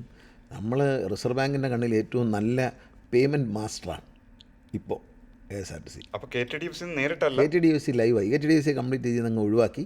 KTDUC ഇപ്പോൾ വീണ്ടും ലൈവായി. ഇനി KTDUCക്ക് ബാങ്കിങ് ചെയ്യാനുള്ള അനുവാദം റിസർവ് ബാങ്കിൽ നിന്ന് വാങ്ങിയെടുക്കണം. ആ നിലയിലേക്ക് അതിനെ നമ്മൾ മാറ്റി. ഇപ്പോൾ KSRTC നന്നായത് മാത്രമല്ല, ആരും ശ്രദ്ധിക്കാതെ പോകുന്നൊരു കാര്യം, ബഹുമാനപ്പെട്ട ഹൈക്കോടതിയുടെ രൂക്ഷ വിമർശനത്തിന് വിധേയമായ ഒരു സ്ഥാപനമാണ് ഈ KTDUC. ആ KTDUC വീണ്ടും ജീവൻ വെച്ചു എന്നുള്ളതും വലിയൊരു നേട്ടമായിട്ട് കാണണം. നമ്മൾ KSRTC എപ്പോഴും ശ്രദ്ധിക്കുന്നത്. KTDUC കടത്തിൽ നിന്ന് ഒഴിവായി. KTDUC എടുത്ത കടമെല്ലാം മാറ്റിയിട്ട് കേരള ബാങ്കിനെ ഇതിലേക്ക് കൊണ്ടുവന്നു, ഈ കൺസോർഷ്യത്തിലേക്ക്. ഇതെല്ലാം പറയുമ്പോഴും 1,19,00,000 രൂപ ഒരു ദിവസം KSRTC പഴയ കടങ്ങൾ അടയ്ക്കുന്നുണ്ട്. 2,400 കോടി രൂപയുടെ കടം ബാങ്കുകളിലുണ്ട്. അതിൻ്റെ തിരിച്ചടവെന്ന് പറയുന്നത് 1,19,00,000 രൂപ. പലിശ മാത്രമാണോ അതോ പലിശ മുതലുമായിട്ട് വിവിധ ബാങ്കുകളിലായിട്ട് ബാങ്കുകൾ ഇത് ഏറ്റെടുത്തു ഈ എമൗണ്ട്. അപ്പോൾ അതിൻ്റെ ഒരു പലിശയും മുതലുമായിട്ട് എത്രയോ വർഷം ഇനി അടയ്ക്കാനുണ്ട് കേട്ടോ. 10-25 വർഷം അടയ്ക്കേണ്ടി വരും. പക്ഷേ എല്ലാ ദിവസവും 1,19,00,000 രൂപ അടയ്ക്കുന്നത്. ആ കഴിഞ്ഞ വർഷം ഞാൻ മന്ത്രിയായിട്ട് വരുമ്പോൾ 1,06,00,000 രൂപ അടച്ചാൽ മതിയായിരുന്നു. എഗ്രിമെൻ്റ് പ്രകാരം ഇപ്പോൾ അത് 1,19,00,000 രൂപ അടയ്ക്കണം. അങ്ങനെ ഒന്നിൻ്റെ പുറകിൽ ഒന്ന് കോംപ്ലിക്കേഷനാണ്. കോടതികളിലെ കേസ്, തോറ്റുപോയ MACT കേസുകൾ, ഇതെല്ലാം ഞാൻ ബഹുമാനപ്പെട്ട കോടതിയെ സമീപിച്ച് ലീഗൽ സർവീസ് അതോറിറ്റി വഴി അദാലത്ത് നടത്തി ഓരോ പൈസ ലാഭിക്കുകയാണ്. അദാലത്ത് നടത്തി പലിശ വേണ്ടാന്ന് പറയുന്നവർക്ക് 30 ദിവസത്തിനകം പണം കൊടുക്കാമെന്ന് കോടതി അറിയിച്ചു. കോടതി എഗ്രി ചെയ്തു. പക്ഷേ 15 ദിവസം കൊണ്ട് പൈസ കൊടുത്തു. ഈ KTDUC സൂചിപ്പിച്ചുകൊണ്ട് അവരുടെ ഒരു വലിയ പ്രോജക്റ്റുകളായിരുന്നു. പല സ്ഥലത്തും വലിയ കോംപ്ലക്സുകൾ പണിതു. പക്ഷേ ഒന്നും അങ്ങോട്ട് ക്ലച്ച് പിടിച്ചില്ല എന്നൊരു തോന്നലാണ് പൊതുജനങ്ങൾക്കുള്ളത്. ഒരു പക്ഷേ സാറിന് മറിച്ചൊരു അഭിപ്രായം ഉണ്ടായേക്കാം. എനിക്കതിനകത്ത് മറിച്ച് അഭിപ്രായം ഇല്ല. കാരണം ഇതിൻ്റെ ഡിസൈനിങ് പാളിപ്പോയി. ഇപ്പോൾ വഴുതേക്കാട് നിൽക്കുന്ന KTDUCയുടെ ഒരു പെട്ടിക്കൂട് ശരിക്കും അപകടകരമായ ഡിസൈനാണ് തമ്പാനൂർ വരച്ചു വെച്ചിരിക്കുന്നത്. അതിനകത്ത് കയറി കഴിഞ്ഞാൽ രാവണൻ്റെ കോട്ടയിൽ കയറിയതുപോലെ തോന്നും, പേടിച്ചു പോകും. രാവണൻ കോട്ട എന്ന് പറയുന്ന കണക്ക് കുരുക്കാണ്. അതേസമയം വഴുതേക്കാണ്ടിരിക്കുന്ന KTDUCയുടെ ഹെഡ് ഓഫീസ് ക്യാപ്സൂൾ ലിഫ്റ്റ്, തിരുവനന്തപുരത്ത് ക്യാപ്സൂൾ ലിഫ്റ്റിലുള്ള ഒരു സ്റ്റാർ ഹോട്ടലും നമ്മൾ മാത്രമേ ഉള്ളായിരുന്നു. ഞാൻ പണിതാണ് 2001. അപ്പോൾ ആർക്കിടെക്റ്റുകൾക്ക് സ്വാതന്ത്ര്യം കൊടുത്ത് കുറച്ചുകൂടി ഡിസ്കസ് ചെയ്ത് നല്ല സംവിധാനങ്ങൾ ഉണ്ടാക്കുന്നതിന് പകരം അതിനകത്ത് കയറി കഴിഞ്ഞാൽ ശ്വാസം മുട്ടി തീ എങ്ങാനും പിടിച്ചാൽ എന്ത് സംഭവിക്കും എന്നുള്ള കാര്യം ആർക്കും പ്രവചിക്കാൻ കഴിയാത്ത ഡിസൈനുകളാണ്. തമ്മിൽ ഭേദം അങ്കമാലി മാത്രമാണ്. ബാക്കി എല്ലാം ഭയങ്കര കോംപ്ലിക്കേറ്റ്. തിരുവല്ലയൊക്കെ നമുക്ക് മുകളിലോട്ടൊന്നും പണിഞ്ഞ് ചെയ്യാൻ പറ്റാത്ത വിധത്തിൽ നശിപ്പിച്ച് കളഞ്ഞു. അത് കോഴിക്കോട് ബസ് സ്റ്റാൻഡ്, ഇതൊക്കെ ഒരു യൂണിഫോമിറ്റിയോ ഒരു പ്രൊഫഷണലിസമോ ഇല്ലാതെ, ഇതിൻ്റെ ഒരു കൊമേഴ്ഷ്യൽ വാല്യൂ മനസ്സിലാക്കാതെ അതിനെ നശിപ്പിച്ച് നമുക്കത് തിരിച്ചു പിടിക്കാൻ പറ്റുന്ന അവസ്ഥയിലാണ്. ഇപ്പോൾ എല്ലാത്തിനും വാടകയെല്ലാം കറക്റ്റായിട്ട് കിട്ടും. കാരണം ഒരു വാടകക്കാരൻ 60 ലക്ഷം രൂപ 70 ലക്ഷം രൂപ തരാനുണ്ട് കുടിശ്ശിക. എല്ലാം ഞാൻ ഫീസൂരി, നിർബന്ധമായിട്ട് ഒരു മയവും കാണിച്ചില്ല. എല്ലാത്തിനെയും ഫീസൂരി, വെള്ളം കട്ട് ചെയ്തു. അപ്പോൾ താനേ പൈസ വന്നു. ഇപ്പോൾ പൈസയൊക്കെ എല്ലാവരും കറക്റ്റായിട്ട് തരുന്നുണ്ട്. ഒരു 2-3 വീക്സിനുള്ളിൽ നമ്മളൊരു സോഫ്റ്റ്വെയറിലേക്ക് മാറും. അപ്പോൾ KSRTC വാടക കളക്ട് ചെയ്യുന്നത് സോഫ്റ്റ്വെയർ വഴിയാണ്. ടോട്ടൽ ഡിജിറ്റലൈസ്ഡാണ് KSRTCയിൽ. ഇന്ത്യയിൽ കേരളത്തിലെ ഒരു ഡിപ്പാർട്ട്മെൻറ്റിൽ ഇല്ലാത്തതുപോലെ ഡിജിറ്റലൈസേഷനാണ്. വാടക വാങ്ങുന്നത് ഡിജിറ്റലായിട്ടാണ്, സോഫ്റ്റ്വെയർ വഴിയാണ്. അപ്പോൾ ഒരാൾ വാടക തന്നില്ലെങ്കിൽ അലാം അടിക്കും. ഈ അലാം KSRTCയുടെ CMDയുടെ ടേബിളിൽ വരെ വരും, ലാപ്ടോപ്പ് കമ്പ്യൂട്ടറിൽ വരും. അപ്പോൾ വാടക കറക്റ്റായി അടയ്ക്കണം. ഓൺലൈനിൽ അടയ്ക്കാൻ പറ്റുള്ളൂ, കാശായിട്ട് കൊടുക്കാൻ പറ്റില്ല. അപ്പോൾ വരുന്ന പൈസയെല്ലാം കറക്റ്റായിട്ട് ഇങ്ങനെ അക്കൗണ്ടിൽ വരും. ഒറ്റ അക്കൗണ്ടാണ്. KSRTCക്ക് 154 അക്കൗണ്ട് ഉണ്ടായിരുന്നു പല ബാങ്കുകളിലായിട്ട്. ഇത് മുഴുവൻ ഞാൻ ക്ലോസ് ചെയ്തു. ഇപ്പോൾ സ്റ്റേറ്റ് ബാങ്ക് ഓഫ് ഇന്ത്യയിൽ ഒരു സെൻട്രലൈസ്ഡ് ഒറ്റ അക്കൗണ്ടുള്ളൂ. ഏത് അണാ പൈസ വന്നാൽ അതിൽ വീഴും. ഇപ്പോൾ അക്കൗണ്ട്സ് എല്ലാം സോഫ്റ്റ്വെയറിലാക്കണം. അപ്പോൾ ഇന്നിപ്പോൾ അടിച്ച് നോക്കിക്കഴിഞ്ഞാൽ KSRTC ഇനി അക്കൗണ്ട് എല്ലായിടത്തും കണക്ട് ചെയ്ത് കഴിഞ്ഞാൽ ഇപ്പോൾ 2-3 ട്രയൽ നടക്കുകയാണ്. ഇപ്പോൾ അതൊരു സോഫ്റ്റ്വെയറായി. അടിച്ച് നോക്കിക്കഴിഞ്ഞാൽ KSRTCയുടെ ബാലൻസ് ഷീറ്റ് നഷ്ടമാണോ ലാഭമാണോ എന്താണ് ഇന്നത്തെ സ്ഥിതി. 100 രൂപ ചിലവഴിച്ചാൽ അപ്പം തന്നെ ഇതിൽ എൻട്രി ചെയ്ത് വരത്തക്ക രീതിയിലുള്ളൊരു സോഫ്റ്റ്വെയർ റെഡിയാക്കിയിട്ടുണ്ട്. പിന്നെ കൊറിയർ സർവീസ് സോഫ്റ്റ്വെയറിലേക്ക് വളരെ കോമ്പീറ്റൻ്റ് ആയിട്ടുള്ള ഇൻ്റർനാഷണൽ സ്റ്റാൻഡേർഡുള്ള ഒരു സോഫ്റ്റ്വെയറിലേക്ക് കയറിയിട്ടുണ്ട്. പിന്നെ ശമ്പളം കൊടുക്കുന്നതും എല്ലാം സോഫ്റ്റ്വെയറിലൂടെയാണ്. വണ്ടി ഇപ്പോൾ റൺ ചെയ്യുന്നത് സോഫ്റ്റ്വെയറിലാണ്. വണ്ടി എങ്ങനെ ഷെഡ്യൂൾ ചെയ്യണം, ഏത് ഷെഡ്യൂൾ, അപ്പോൾ എവിടെയാണ് ഈ വണ്ടികൾ ഒരുമിച്ച് വരിയായി ബഞ്ച് ചെയ്യപ്പെടുന്നത് കണ്ടുപിടിക്കാൻ പറ്റും. ഇതാണ് അടുത്ത ഒരു സംശയം എനിക്ക് ചോദിക്കേണ്ടത്. പലപ്പോഴും നമ്മൾ കണ്ടിട്ടുള്ള ഒരു സംഗതി എന്ന് പറഞ്ഞാൽ ഈ ഒന്നിന് പുറകെ ഒന്നൊന്നായിട്ട് ഇങ്ങനെ പോയിക്കൊണ്ടിരിക്കും. എന്നാൽ ആവശ്യമുള്ള സമയത്ത് ഇതിൻ്റെ നഷ്ടത്തിൻ്റെ ഒരു വലിയ കാരണം ഇതാണ്. ഡെഡ് മൈലേജാണ്. വരിയായിട്ട് വണ്ടി പോകും. ഇപ്പം നമ്മൾ ഇപ്പോഴത്തെ ഈ സോഫ്റ്റ്വെയർ AI സപ്പോർട്ടഡാണ്. അപ്പോൾ ഇതിങ്ങനെ AI ഇങ്ങനെ വാച്ച് ചെയ്തുകൊണ്ടിരിക്കുകയാണ്. അപ്പോൾ ഇത്ര മണിക്ക് ഇന്ന സ്ഥലത്ത് ഇന്ന വണ്ടികൾ ബഞ്ച് ചെയ്യുന്നത് സ്റ്റഡി ചെയ്ത് പറയും, നമുക്ക് കാണിച്ചു തരും സ്ക്രീനിൽ. ട്രിവാൻഡ്രത്തെ KSRTCയുടെ കൺട്രോളിലും ഒന്ന് കാണേണ്ടതാണ്. പഴയ പോലുള്ളൊന്നും അല്ല. ഭയങ്കര ഡിജിറ്റൽ വാളിൽ ഇങ്ങനെ കാണാം കേരളത്തിൽ ഓടുന്ന സർവ്വ വണ്ടികളും, അതിൻ്റെ സ്പീഡ്, അതിന് ആ നിമിഷം വരെയുള്ള കളക്ഷൻ 9 സെക്കൻഡ്സിലൊരിക്കൽ അത് അപ്ഡേറ്റ് ചെയ്തുകൊണ്ടിരിക്കുകയാണ്. അപ്പോൾ ഈ സാധനം കാണുമ്പോൾ ഈ ബഞ്ചിങ് നടക്കാനുള്ള സാധ്യതകൾ ഇപ്പോൾ നമ്മൾ ചെയ്യുന്ന ഒരു ഇൻസ്പെക്ടർ നിർത്തും. ഒരു CMD സ്ക്വാഡിൽ ഒരാളുണ്ട്. ആ ആൾ നിന്നിട്ട് ഈ പറഞ്ഞതുപോലെ കമ്പ്യൂട്ടർ പറഞ്ഞ പോലെ ബഞ്ചിങ് ഉണ്ടോ എന്ന് നോക്കും. അടുത്തടുത്ത് വണ്ടി വരുന്നത് ഉണ്ടെങ്കിൽ അപ്പം തന്നെ റിപ്പോർട്ട് ചെയ്യും. പക്ഷേ ഈ സോഫ്റ്റ്വെയർ തന്നെ ഒരു സൊല്യൂഷൻ തരും, ഇതെങ്ങനെ മാറ്റാം. അപ്പോൾ ഇന്ന സ്ഥലത്ത് നിന്ന് പോകുന്ന വണ്ടി ഒരു 5 മിനിറ്റ് ഡിലേ ചെയ്യുക, ഇന്നത് ഇച്ചിരി മുമ്പ് അഡ്വാൻസ് ചെയ്യുക എന്ന് ഇത് നമുക്കൊരു സജഷൻ തരും. എന്ന് പറഞ്ഞാൽ ഷെഡ്യൂൾ ഉള്ളതിനകത്തുള്ള ഡിഫക്റ്റുകൾ, ഈ ഡെഡ് മൈലേജ് പോകുന്നത്, കളക്ഷൻ കുറയുന്നത്, ഇതെല്ലാം ഈ AI ഉൾപ്പെടുന്ന സോഫ്റ്റ്വെയർ. ഇത് AI സപ്പോർട്ടഡാണ്. അപ്പോൾ 24 hours ഇങ്ങനെ AI പ്രവർത്തിച്ചിട്ട് അതൊരു മെമ്മറി, മനുഷ്യൻ്റെ മെമ്മറി പോലെ ഇങ്ങനെ അത്ഭുതകരമായ ഒരു മെമ്മറിയിൽ പ്രവർത്തിച്ചിട്ട് ഈ ഡിഫക്റ്റുകൾ കണ്ടുപിടിച്ച് നമുക്ക് റിപ്പോർട്ട് തന്നുകൊണ്ടിരിക്കും. ഇതിങ്ങനെ മാറ്റിക്കൊള്ളുക. അപ്പം അടുത്ത ദിവസം നമ്മൾ എന്ത് ചെയ്യും, ഈ ബഞ്ചിങ്ങിൻ്റെ റിസൾട്ട് അവർ പറയും, ഇന്നതുപോലെ മാറ്റാൻ പറയും. ഈ സോഫ്റ്റ്വെയർ പറയുമ്പം നമ്മൾ ഈ ബഞ്ചിങ് മാറ്റിയിട്ട് അവിടെ അതേ ഇൻസ്പെക്ടർ നിൽക്കും. അയാൾ പരിശോധിക്കുമ്പോൾ അന്ന് ബഞ്ചിങ് ഇല്ല. അപ്പോൾ നമുക്കിതിൽ കാണുകയും ചെയ്യാം. ഈ ടിക്കറ്റിംഗ് മെഷീനകത്താണ് ഇതിൻ്റെ GPS ഇരിക്കുന്നത്. അപ്പോൾ ഇത് മൂവ് ചെയ്യുന്നത് നമുക്ക് കാണാൻ പറ്റും ഓരോ. അപ്പോൾ അവിടെ ബഞ്ചിങ് വരുന്നില്ല എന്ന് നമുക്ക് കൺട്രോൾ റൂമിലിരുന്ന് ഉറപ്പ് വരുത്താൻ പറ്റും. അപ്പോൾ ഈ ബഞ്ചിങ് ഒഴിവാകുമ്പോൾ ഈ പറഞ്ഞ പോലെ വരിയായിട്ട് പോകുന്ന നഷ്ടമുണ്ടല്ലോ, അത് മാറി.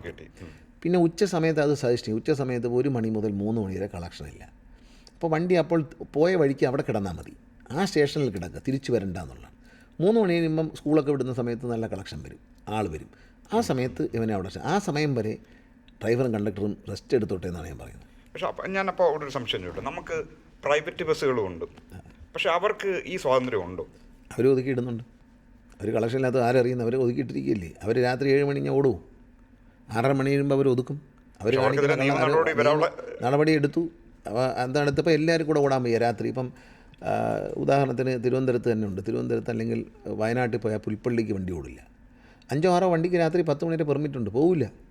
6 മണിക്ക് 6:30 മണിക്ക് 7 മണിക്ക് ഇത് ഒതുക്കിയിട്ട് വണ്ടിയൊക്കെ കഴിയിട്ടിട്ട് പിന്നെ ഒരു KSRTC വണ്ടി വേണമെന്ന് ആവശ്യപ്പെടും. എന്തിനാണെന്നറിയാം, ആരും ഇല്ലാത്ത സമയത്ത് തനിച്ച് കാട്ടിക്കൂടെ പോകാൻ വേണ്ടിയിട്ട്. അപ്പോൾ ഞാൻ പറഞ്ഞു എല്ലാവരും ഓടണമെന്ന് പറഞ്ഞു. എല്ലാവരും ഓടണമെന്ന് ഒരു സമ്മർദ്ദം കൊടുത്തപ്പോഴത്തേക്കും ഒരു ഒത്തുതീർപ്പുണ്ടാക്കി. ഒരു ദിവസം ഒരാൾ പോവുക. 5 വണ്ടി ഉണ്ടെങ്കിൽ ഇന്ന് എൻ്റെ വണ്ടിയാണ് ഓടുന്നതെങ്കിൽ നാളെ അജയുടെ വണ്ടി ഓടും. ടേൺ അനുസരിച്ച് ഓടണം എന്നുള്ളതാണ് വ്യവസ്ഥ. എല്ലാ സംസ്ഥാനം മുഴുവൻ. ഇപ്പോൾ തിരുവനന്തപുരത്തുണ്ട്. തിരുവനന്തപുരത്ത് ഇപ്പോൾ പേരൂർ കടയിലേക്ക് വണ്ടി വരുന്നു, ഇന്ദിരാനഗറിലേക്ക് പോകേണ്ട വണ്ടിയുണ്ട്, AK നഗറിലേക്ക്. ഒരു പേരൂർക്കൂടെ ഒന്ന് തിരിഞ്ഞങ്ങ് പോകും. മണക്കാട് പോകേണ്ട വണ്ടിയുണ്ട്, കമലേശ്വരത്ത് പോകേണ്ട വണ്ടിയുണ്ട്. പക്ഷേ എന്ത് വെച്ചാൽ നേരെ പോയിട്ട് കിഴക്കേക്കോട്ടയിട്ടങ്ങ് തിരിക്കും. ഇപ്പോൾ കിഴക്കേക്കോട്ട എടുത്ത് വണ്ടി ഇരിക്കാൻ പറ്റില്ല. ഞാനില്ല വേലി വെച്ചതിന് ശേഷം കിഴക്കേക്കോട്ടയിൽ തിരക്ക് കുറഞ്ഞില്ലേ. ഇപ്പോൾ കിഴക്കേക്കോട്ടയിൽ ട്രാഫിക് ബ്ലോക്കും തിരക്കും ഇല്ലല്ലോ. കാരണം ഇവർ അവിടെ ഇട്ട് തിരിക്കുന്നതാണ് ഈ കുഴപ്പത്തിൻ്റെ കാരണം. ഇപ്പോൾ അവരങ്ങ് പോയേ പറ്റൂ. പോയില്ലെങ്കിൽ പെർമിറ്റ് കട്ട് ചെയ്യും, കർശനമായിട്ട് കട്ട് ചെയ്യും. ഞാൻ ഇവിടെ എല്ലാം ഒരു സിസ്റ്റമാണോ വർക്ക് ചെയ്യുന്നത് അതോ ഗണേഷ് കുമാർ എന്ന മന്ത്രിയാണോ വർക്ക് ചെയ്യുന്നത്? കാരണം എൻ്റെ ഒരു ഭയം ഇതാണ്, മന്ത്രി മാറിയേക്കാം, അത് മാറിക്കഴിഞ്ഞാൽ ആശയങ്ങൾ എങ്ങനെ ഈ ഓർഗനൈസേഷനെ മാറ്റാനുള്ള ആശയങ്ങൾ എവിടെ നിന്ന് വരും? അതിനൊരു ഓർഗാനിക് സിസ്റ്റം ഉണ്ടായിട്ടുണ്ടോ നിലവിൽ? ഇത് പണ്ട് ഞാൻ മന്ത്രിയായപ്പോൾ കുറേ പരിഷ്കാരം ഉണ്ടെന്ന് ഞാൻ നോക്കിയപ്പോൾ ഇതെല്ലാം അടുത്ത ആഴ്ചയിൽ പൊളിച്ചു വന്നു. ഞാൻ പോയി കഴിഞ്ഞപ്പോൾ ഇതെല്ലാം പൊളിഞ്ഞു പോയി. അതായത് കറപ്ഷൻ ഉണ്ടാകാതിരിക്കാൻ വേണ്ടി ഞാനൊരു ആശയം പറയുന്നുണ്ട്. അതായത് സ്പെയർ പാർട്സ് വാങ്ങുന്നത് ബൾക്കായിട്ട് വാങ്ങാൻ പാടില്ല. മണി മാനേജ്മെൻ്റ് ഒരു ഭാഗമാണ്. ജാപ്പനീസ് ഇൻവെൻട്രി സിസ്റ്റം എന്ന് പറഞ്ഞൊരു സിസ്റ്റം, അത് 2 ആഴ്ചത്തേക്കാണ് അവിടെ. നമ്മളൊരു 3 മന്ത്സിലേക്കുള്ള ആൻറ്റിസിപ്പേറ്റ് ചെയ്തിട്ട് മാത്രമേ സ്പെയർ പാർട്സ് ഇപ്പോൾ വാങ്ങൂ. ജസ്റ്റ് ഇൻ ടൈം ഡെലിവറി എന്ന് പറയുന്നത്. അതായത് ഇപ്പോൾ ഉദാഹരണത്തിന് 5000 ബാറ്ററി നമുക്ക് ആവശ്യമുണ്ട്. 5000 ബാറ്ററിക്കും ടെൻഡർ വിളിക്കും, കമ്പനി കുറഞ്ഞ റേറ്റിൽ തരും, ആ കമ്പനിയോട് ഫിക്സ് ചെയ്ത് എഗ്രിമെൻ്റ് ഇടും. ഇട്ട് കഴിഞ്ഞാൽ 500 ബാറ്ററി മാത്രമേ നമ്മൾ എടുക്കത്തുള്ളൂ. ഈ 500 പൈസ കൊടുക്കാൻ എളുപ്പമാണ്. അപ്പോൾ അവർക്കും പേയ്മെൻറ്റ് പെട്ടെന്ന് കിട്ടും. പക്ഷെ നമ്മളൊരു സോഫ്റ്റ്വെയർ ഉണ്ടാക്കിയിട്ടുണ്ട്, അതൊരു ഇൻവെൻട്രി സോഫ്റ്റ്വെയറാണ്. ഈ സോഫ്റ്റ്വെയറിൻ്റെ കംപ്ലീറ്റ് ഞാൻ പറഞ്ഞു കൊടുത്തത് ഇതാണ്. ബേസിക് ഒരു ഇൻവെൻട്രി സോഫ്റ്റ്വെയർ കൊണ്ടുവന്നു. അതിൽ KSRTC ആവശ്യമായ മാറ്റങ്ങൾ ഒരു 2-3 ഡേയ്സിലൊരിക്കൽ ഞാൻ കൂടെ ഇരുന്ന് അത് പറഞ്ഞു കൊടുത്ത് പുതിയ പുതിയ ഡിമാൻഡ് വെച്ച് വന്നു. അപ്പോൾ ഒരു സ്പെയർ പാർട്ട് വാങ്ങിക്കഴിഞ്ഞാൽ, ഇപ്പോൾ പാപ്പനംകോട് എത്തിക്കഴിഞ്ഞാൽ ഈ പാപ്പനംകോട് ഈ സാധനം മാവേലിക്കരയ്ക്കോ കോഴിക്കോടിനോ എങ്ങോട്ടങ്ങോട്ടോ കുറച്ച് QR കോഡ് സ്കാൻ ചെയ്താണ് പോകുന്നത്. അപ്പോൾ ഇതിൻ്റെ ഒരു യാത്ര, ഈ സ്പെയർ പാർട്സിൻ്റെ ഒരു യാത്ര നമുക്ക് കാണാൻ പറ്റും. അപ്പോൾ ഏതെങ്കിലും ഒരു പാട്ടുണ്ടോ എന്ന് നോക്കിയാൽ അത്, അപ്പോൾ ഈ 500 ബാറ്ററി വാങ്ങുന്നിടത്ത് ഒരു 300 ബാറ്ററി പോയി കഴിയുമ്പോൾ രാത്രി ഒരു മിഡ് നൈറ്റ് ആയിരിക്കും ചിലപ്പോൾ ഇതെടുത്ത് വണ്ടിയിലോട്ട് വയ്ക്കുന്നത്. വണ്ടിയിൽ വെക്കുന്നിടത്ത് ഇത് ഈ ആ QR കോഡ് സ്കാൻ ചെയ്യുമ്പോൾ ഇത് സെയിലാണ്. നമ്മൾ ഒരു സൂപ്പർ മാർക്കറ്റിലെ സെയിൽ പോലെ അതൊരു സെയിലാണ്. ആ സെയിൽ കഴിഞ്ഞാൽ പിന്നെ സാധനം സ്റ്റോക്കിലില്ല. അപ്പോൾ വണ്ടിയിലേക്ക് പോയി കഴിയുന്നതോടുകൂടി അവിടെ ഒരെണ്ണം കുറയും. അപ്പോൾ ഏത് രാത്രിയിലാണോ 300 കഴിഞ്ഞ് 199 കയറുന്നത്, ആ രാത്രിയിൽ ഈ സോഫ്റ്റ്വെയർ അപ്പം തന്നെ ഈ പർട്ടിക്കുലർ കമ്പനിക്ക് ഒരു 301 ബാറ്ററിക്കുള്ള ഓർഡർ കൊടുക്കും. മാനുവലി പിറ്റേ ദിവസം ഉദ്യോഗസ്ഥൻ കൊടുക്കും. പക്ഷേ ഓട്ടോമാറ്റിക്കലി ഇത് ഇതെല്ലാം എൻ്റെ മനസ്സിൽ തോന്നിയ ഐഡിയ ആണ്. ജനറേറ്റ് ചെയ്ത് ഈ കമ്പനിയുടെ ഇമെയിലിലേക്ക് ഓർഡർ അത് പ്ലേസ് ചെയ്യും. അപ്പോൾ പിന്നെ വരുന്ന 301 ബാറ്ററിയുടെ പൈസ കൊടുത്താൽ അപ്പോൾ ഫ്രഷ് സാധനം കിട്ടും നമുക്ക്. വാങ്ങി ലോഡ് ചെയ്ത് വെച്ചാൽ 2 കൊല്ലം കഴിഞ്ഞായിരിക്കും ഇത് എടുക്കുന്ന അവസാനത്തെ ബാറ്ററി, അപ്പോഴത്തെ ചത്ത് കാണുന്നത്. അപ്പോൾ ഇത് ഫ്രഷ് സാധനം കിട്ടിക്കൊണ്ടിരിക്കും. കമ്പനിക്കാരന് ഒരുപാട് സാധനം സപ്ലൈ ചെയ്യണ്ട, അവൻ്റെ പണം ഇവിടെ ബ്ലോക്ക് ചെയ്തിടണ്ട, അങ്ങനെ വരുന്ന ഓർഡർ കിട്ടും. 5000-ൻ്റെ ഓർഡർ അയാൾക്ക് തന്നെയാണല്ലോ, അത് കിട്ടും. അങ്ങനെയാക്കി മാറ്റി. പിന്നെ ഈ കണക്ക് ഭയങ്കരമാണ്. ഇപ്പോൾ കേരളത്തിൽ എവിടെയെങ്കിലും പാർട്സ് ഇരിപ്പുണ്ടെങ്കിൽ ഈ സോഫ്റ്റ്വെയർ കാണാൻ പറ്റും. നട്ടും ബോൾട്ടും വരെ ഇതിനകത്ത് കയറ്റിയിരിക്കുകയാണ്. അപ്പോൾ ഈ ഇൻവെൻട്രി സോഫ്റ്റ്വെയർ നമ്മൾ തുച്ഛമായ പൈസയ്ക്കാണ് വാങ്ങിച്ചത്. പക്ഷേ ഇത് വാങ്ങിച്ചതിന് തുച്ഛമായ പൈസയ്ക്കാണ് കിട്ടിയത്. പക്ഷേ പറഞ്ഞു കൊടുത്ത് പഠിപ്പിച്ച് അവരെ ഇമ്പ്രൂവ് ചെയ്ത് ഇതിൻ്റെ ഫുൾ സിങ്ങിലെത്തിയപ്പോൾ ഇതേ സോഫ്റ്റ്വെയർ ഗുജറാത്ത് ട്രാൻസ്പോർട്ട് കോർപ്പറേഷൻ 7 കോടി രൂപയ്ക്കാണ് വാങ്ങിച്ചത്. നമ്മുടെ ഐഡിയ അവർ വിറ്റു. കാരണം ഇത് ബേസിക് സോഫ്റ്റ്വെയർ ആയിട്ട് വന്നു. അവർ വളരെ ചെറിയൊരു തുകയാണ് പറഞ്ഞത്, ഒരു 5-6 ലക്ഷം രൂപയ്ക്കകത്താണ്. അതിനെ ഞാൻ പറഞ്ഞു കൊടുത്ത് നമ്മുടെ ടെക്നീഷ്യൻസ് ഉണ്ട്, കമ്പ്യൂട്ടർ അറിയാവുന്ന പിള്ളേരുണ്ട്, അവരും കൂടി ഇരുന്ന് ഓരോ ദിവസവും പറഞ്ഞു കൊടുത്ത് നമ്മുടെ ആവശ്യത്തിനനുസരിച്ച് ഇതൊരു ടൈലർ മെയ്ഡ് സാധനമാക്കി. അങ്ങനെ വന്നിട്ട് ഈ സാധനം എനിക്കറിയാൻ കഴിഞ്ഞത് അവർ 7 കോടി രൂപയ്ക്ക് ഗുജറാത്ത് സർക്കാരിന് വിറ്റു എന്നാണ്. കാരണം ഇതേ സോഫ്റ്റ്വെയറാണ്, സെയിം സിസ്റ്റമാണല്ലോ. ഇതിൽ പേയ്മെൻറ്റുമുണ്ട്. ഇത് അത്ഭുത കറപ്ഷൻ ഒഴിവാക്കാൻ വേണ്ടി ചെയ്യുന്നത്. ഇതിൽ പേയ്മെൻ്റ് ഉണ്ട്. അതായത് ആദ്യം സപ്ലൈ ചെയ്ത ആളിന് ആദ്യം 11 മണിക്ക് ടയർ സപ്ലൈ ചെയ്യാണ്, ഞാൻ 2 മണിക്ക് സപ്ലൈ ചെയ്യാണ്. ബില്ല് വരുമ്പോൾ നിങ്ങൾക്കായിരിക്കും ഇത് റേഷ്യോ വെച്ച് തിരിക്കും. ഏറ്റവും കൂടുതൽ നമ്മൾ ചിലവാകുന്ന സാധനം ടയറാണ്. ഫ്യൂൽ അങ്ങ് മാറും ആദ്യമേ, ടയറാണ്. അപ്പം ടയർ വിൽക്കുമ്പം പിന്നെ ആദ്യം കൊടുത്ത ആൾ 11:30 കൊടുത്ത ആളിന് ആദ്യം ബില്ല്. അതിലൊന്നും ചെയ്യാൻ പറ്റില്ല. പ്രിൻ്റ് ഔട്ട് വരും. ഈ പ്രിൻ്റ് ഔട്ട് അനുസരിച്ച് ഉദ്യോഗസ്ഥന് ബാങ്കിൽ നിന്ന് ട്രാൻസ്ഫർ മാത്രമേ പറ്റുള്ളൂ. അല്ലാതെ എനിക്ക് താല്പര്യമുള്ള ആളിന് നേരത്തെ കൊടുക്കാൻ ഉദ്യോഗസ്ഥന് ഡിസ്ക്രിപ്ഷൻ ഇല്ല, ആർക്കും അധികാരമില്ല. ആ ഡിസ്ക്രിപ്ഷൻ മന്ത്രിക്കുമില്ല. ഇത് ഫിക്സഡാണ്. ഇങ്ങനെ വരുമ്പോഴുള്ള ഗുണമെന്ന് വെച്ചാൽ മുമ്പ് ചോദിച്ച ചോദ്യത്തിൻ്റെ ഉത്തരമാണ്. അതായത് ഞാൻ മാറിപ്പോയാലും ഇപ്പോഴത്തെ CMD മാറിപ്പോയാലും ഇതിപ്പോൾ ഒരു സിസ്റ്റത്തിലേക്ക്, ഈ സിസ്റ്റം പൊളിച്ചാൽ മാത്രമേ ഇയാൾക്ക് ഇനി ഒരാൾക്ക് ഇതിനകത്ത് കറപ്ഷൻ ചെയ്യാൻ പറ്റൂ. ഈ സിസ്റ്റം തുടരുത്. ഞാൻ ജീവനക്കാരോട് പറയുന്നത്, യൂണിയൻകാരോട് പറയുന്നത്, ഈ സിസ്റ്റത്തിൽ തൊടാൻ നിങ്ങൾ സമ്മതിക്കരുത്. ഈ സിസ്റ്റം ഇതുപോലെ കണ്ടിന്യൂ ചെയ്താൽ ട്രാൻസ്പെറൻ്റ് ആയിട്ട് പോകും. പിന്നെ KSRTCക്ക് വന്ന വലിയൊരു മാറ്റം എന്ന് പറയുന്നത് നല്ല കളർഫുള്ളായി. ഇതൊരു സത്യം പറഞ്ഞ ഒരു ബ്രാൻഡ് മേക്ക് ഓവർ പോലെ തോന്നും വിധമുള്ള ഒരു കളർ ചേഞ്ചും ഡിസൈൻ ചേഞ്ചും ഒക്കെ സംഭവിച്ചു. അത് എങ്ങനെ വളരെ ആലോചിച്ച് എടുത്ത തീരുമാനം? പർപ്പസ്ഫുള്ളി ചെയ്തതാണ്. കാരണം എന്ന് വെച്ചാൽ ഇത് ദൈവം എനിക്ക് പറഞ്ഞു തന്ന ഒരു ഐഡിയ ആണ്. കാരണം ഞാൻ ഈ വണ്ടികൾ വാങ്ങാൻ തീരുമാനിച്ചു. പുതിയ വണ്ടികളെല്ലാം ഓർഡർ ചെയ്യും. ഞാൻ തന്നെയാണ് വണ്ടികൾ സെലക്ട് ചെയ്തതും. എങ്ങനത്തെ വണ്ടി വേണം, അപ്പോൾ AC ഉള്ള വണ്ടികൾ കൂടുതൽ വേണം, കംഫർട്ട് കൂട്ടണം വണ്ടിയുടെ, എന്നാൽ മൈലേജ് കൂടുതലുള്ള വണ്ടി വേണം. അങ്ങനെയൊക്കെ ചിന്തിച്ചു. പൊതുവിൽ ഞാനിതിനെപ്പറ്റി ഒരു പഠിക്കുന്ന ആളാണ്. നേരത്തെ എനിക്കറിയാം, ഞാൻ മന്ത്രിയൊന്നും അല്ലെങ്കിലും ഏത് ബസ് കൊള്ളാം, ഏത് കാറ് കൊള്ളാം എന്നൊക്കെ ഇങ്ങനെ നോക്കും, യൂട്യൂബിലൊക്കെ നോക്കും. ഈ നമ്മുടെ യൂട്യൂബർമാരൊക്കെ വണ്ടിയെ പറ്റി റിവ്യൂ ചെയ്യുന്നതൊക്കെ ഞാൻ എടുത്ത് വെച്ച് കണ്ടുകൊണ്ടിരിക്കും. എനിക്കിഷ്ടമാണ് വണ്ടി. അപ്പോൾ അങ്ങനെ നോക്കിയിട്ട് ഞാൻ ഒരു നല്ല കളർഫുൾ വണ്ടി അടിക്കണം. അങ്ങനെ എൻ്റെ മകൻ ഓട്ടോമൊബൈൽ ഡിസൈനിങ് പഠിച്ചാണ്. അവനും ആദിത്യൻ എന്നാണ് അവൻ്റെ പേര്. അവനും അവൻ്റെ ഫ്രണ്ട് ഒരു അമലുണ്ട്. ഇവർ രണ്ടുപേരും ഞാൻ നിങ്ങളൊരു ഡിസൈൻ വരയ്ക്കുമെന്ന് പറഞ്ഞു. വണ്ടിയുടെ പടം കൊടുത്തു. ഇവർ പലതും വരച്ചുകൊണ്ട് വന്നതിൽ നിന്ന് ഞാൻ സെലക്ട് ചെയ്തതാണ് ഈ ട്രൈ കളർ ഫ്ലാഗിൻ്റെ ഒരു സാധനമുണ്ട്. ഇതിപ്പോൾ കമ്പനിക്കാർ പറയുന്നത് വടക്കേ ഇന്ത്യയിൽ നിന്നൊക്കെ വരുന്ന പ്രൈവറ്റ് കമ്പനിക്കാരില്ലേ, ബസ്സുകാർ, ഈ പെയിൻറ്റ് അടിച്ചു തരാൻ ആവശ്യപ്പെടുകയാണ്. ശരി. ഈ സാധനം അങ്ങ് വൈറലായി. ഇതെല്ലാം കൂടി ഒരുമിച്ച് വന്നപ്പോൾ എനിക്ക് തോന്നി ഇതൊരു ജനങ്ങളെ അറിയിക്കണം.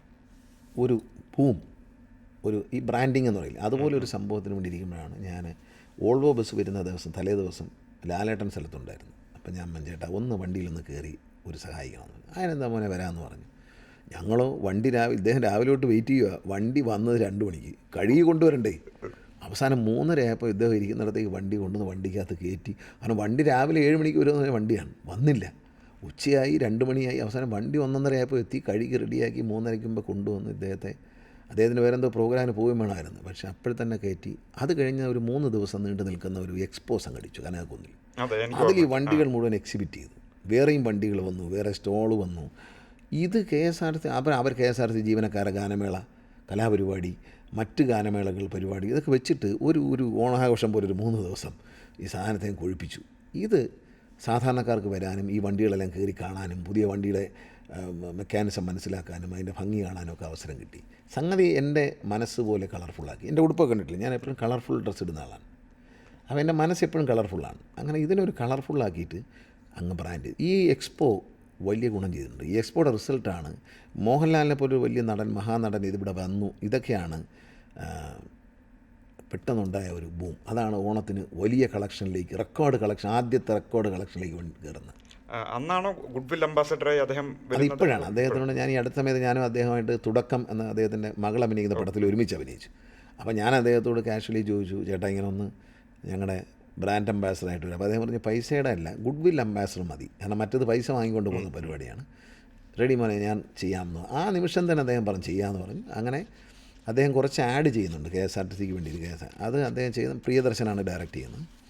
അതിപ്പോൾ ഉടനെ ഷൂട്ട് ചെയ്യും ഞങ്ങൾ. അദ്ദേഹത്തിൻ്റെ ഡേറ്റ് എറണാകുളത്തുണ്ട്. അപ്പോൾ തൊടുപുഴയിലാണ് ഷൂട്ടിങ്. അപ്പോൾ അവിടെ തന്നെ ഒരു സെറ്റ് ഇട്ടിട്ട് അതിൽ ഞങ്ങൾ അങ്ങ് ചെയ്യാമെന്ന് വിചാരിച്ചു. ബസ് കൊണ്ടിട്ടിട്ട് അതിനകത്ത് വെച്ച് ഷൂട്ട് ചെയ്യാമെന്നാണ്. പ്രിയദർശന ഐഡിയയും കോൺസെപ്റ്റ് എല്ലാം അദ്ദേഹത്തിൻ്റെയാണ്. അത് അവർ രണ്ടുപേരും ഫ്രീ ആയിട്ടാണ് ചെയ്തു തരുന്നത്.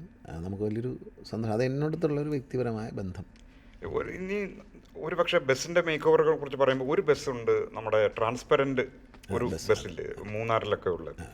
അത് ഇറങ്ങിയപ്പം അതിന് കുറച്ച് വാർത്തകളൊക്കെ ഉണ്ടായിരുന്നു, അതിന് പൊല്യൂഷൻ ഇല്ല എന്നൊക്കെ ഉള്ള പല വാർത്തകളുണ്ട്. ഇപ്പോൾ എന്താണ് അവസ്ഥ? അത് ഭയങ്കര ഹിറ്റായല്ലോ. അത് എൻ്റെ ഡിസൈനാണ്. അതിൻ്റെ ഡിസൈൻ എൻ്റെതാണ്. ഞാൻ പണ്ടൊരു സിനിമ കണ്ടു. ആ സിനിമയിൽ പ്രഭുദേവയുടെ പടമുണ്ട് കാതലൻ. അതിനകത്ത് ഉർവശി അതിൻ്റെ ബാക്ക്ഗ്രൗണ്ടിൽ ഒരു ബസ് കിടപ്പുണ്ട്, അക്രലിക് ഷീറ്റൊക്കെ ഇട്ട് ലൈലൻഡിൻ്റെ ഒരു ബസ്. അപ്പോൾ ഇത് അന്നോട്ട് എൻ്റെ മനസ്സിൽ കിടപ്പുണ്ട്. അപ്പം ഞാൻ നോക്കിയപ്പോൾ ഇതുപോലെ വണ്ടി ചെയ്യാം, അത് എവിടെ ഓടിക്കാമെന്നുള്ളത് ഞാൻ തന്നെ തിരഞ്ഞെടുത്താണ്. മൂന്നാറിലെ ഈ അരിക്കൊമ്പനെ പിടിച്ചിട്ട് പോകുന്നൊരു സീനുണ്ട്. അതിലൊരു ഏരിയൽ ഷോട്ടിൽ ഈ റോഡ് ഇങ്ങനെ വളഞ്ഞ് തീർത്തിട്ടുണ്ടല്ലേ. അപ്പോൾ എനിക്ക് തോന്നി ഇത് നല്ല സ്ഥലമാണ്. അന്ന് ഞാൻ മന്ത്രിയൊന്നുമല്ല കേട്ടോ. അപ്പം അപ്പോൾ എൻ്റെ മന്ത്രിയെ വന്നാണ് ഞാൻ പറഞ്ഞു ഈ ഡബിൾ ഡക്കറിന് എടുക്കാൻ പറഞ്ഞു. എടുത്തിട്ട് പൊളിച്ചിട്ട് ഇതിൻ്റെ ഡിസൈൻ ഞാൻ കൊടുത്താണ്. പക്ഷെ നിർമ്മിച്ചത് അത്ഭുതകരമായി പാപ്പനംകോട്ടത്തെ എഞ്ചിനീയർമാരും KSRTCയിലെ മെക്കാനിക്കുകളും കൂടിയാണ്. അവരും ഇത് കണ്ടിട്ടില്ല. ഓരോ 2 ദിവസം 3 ദിവസം കൂടുമ്പോൾ ഞാൻ ചെന്ന് നിന്ന് ഇതങ്ങനെ വേണം ഇങ്ങനെ വേണമെന്ന് പറഞ്ഞു കൊടുക്കുന്ന അത് നല്ല മനോഹരമായി ചെയ്തു. അതാണ് ഈ പൊല്യൂഷൻ ഇല്ല എന്നൊക്കെ പറഞ്ഞ് ആദ്യത്തെ ദിവസം വെറുതെ ചില ട്രേഡ് യൂണിയൻ നേതാക്കളൊക്കെ അതിനെ കുഴപ്പമുണ്ടാക്കി. പക്ഷേ അത് വലിയ ഹിറ്റാണ്. ഒരു ദിവസം 54,000 രൂപയൊക്കെ കളക്ഷൻ കിട്ടും. അതിൽ വെറും 13,000 രൂപയാണ് ചിലവ്, ബാക്കി പൈസ ലാഭമാണ്. KSRTCക്ക് കോടാനുകോടി രൂപയുടെ ആദ്യത്തെ വണ്ടി 1 കോടി രൂപ കടന്നു 9 മാസം കൊണ്ട്. രണ്ടാമത്തെ വണ്ടിയും അതേ ഹിറ്റായിട്ട് പോവുകയാണ്. വേറെ ഏതെങ്കിലും ഹിൽ സ്റ്റേഷനിൽ സാധ്യത ഉണ്ടോ? അല്ല, വേറെ നമുക്ക് ഹിൽ സ്റ്റേഷൻസ് നല്ലതില്ലാത്തതുകൊണ്ടാണ് കൊണ്ടുപോകാത്തത്. ഈ റോഡിൻ്റെ ഒരു മനോഹാരിതയുണ്ടല്ലോ, ആ തേയിലത്തോട്ടത്തിൻ്റെ ഈ മുകളിലും ഗ്ലാസ്സാണ്. മൂന്നാറിൽ പോകുന്നവർ എന്തുണ്ട് എന്ന് ചോദിച്ചാൽ അതിലൊന്ന് KSRTC വണ്ടിയിലൊന്ന് കയറുക എന്നുള്ളതാണ്. ഇപ്പം നമ്മൾ 2 വണ്ടിയും ഫുള്ളായിട്ടാണ് പോകുന്നത്. മസ്റ്റ് വിസിറ്റ് പ്ലേസ് എന്ന് പറയുന്ന പോലെ മസ്റ്റ് വിസിറ്റ് വെഹിക്കിൾ. സാധാരണ ആ വണ്ടിയിൽ കയറി കഴിഞ്ഞാലുള്ള ഗുണമെന്ന് വെച്ചാൽ അതിൻ്റെ മുകളിലും ഗ്ലാസ്സാണ്.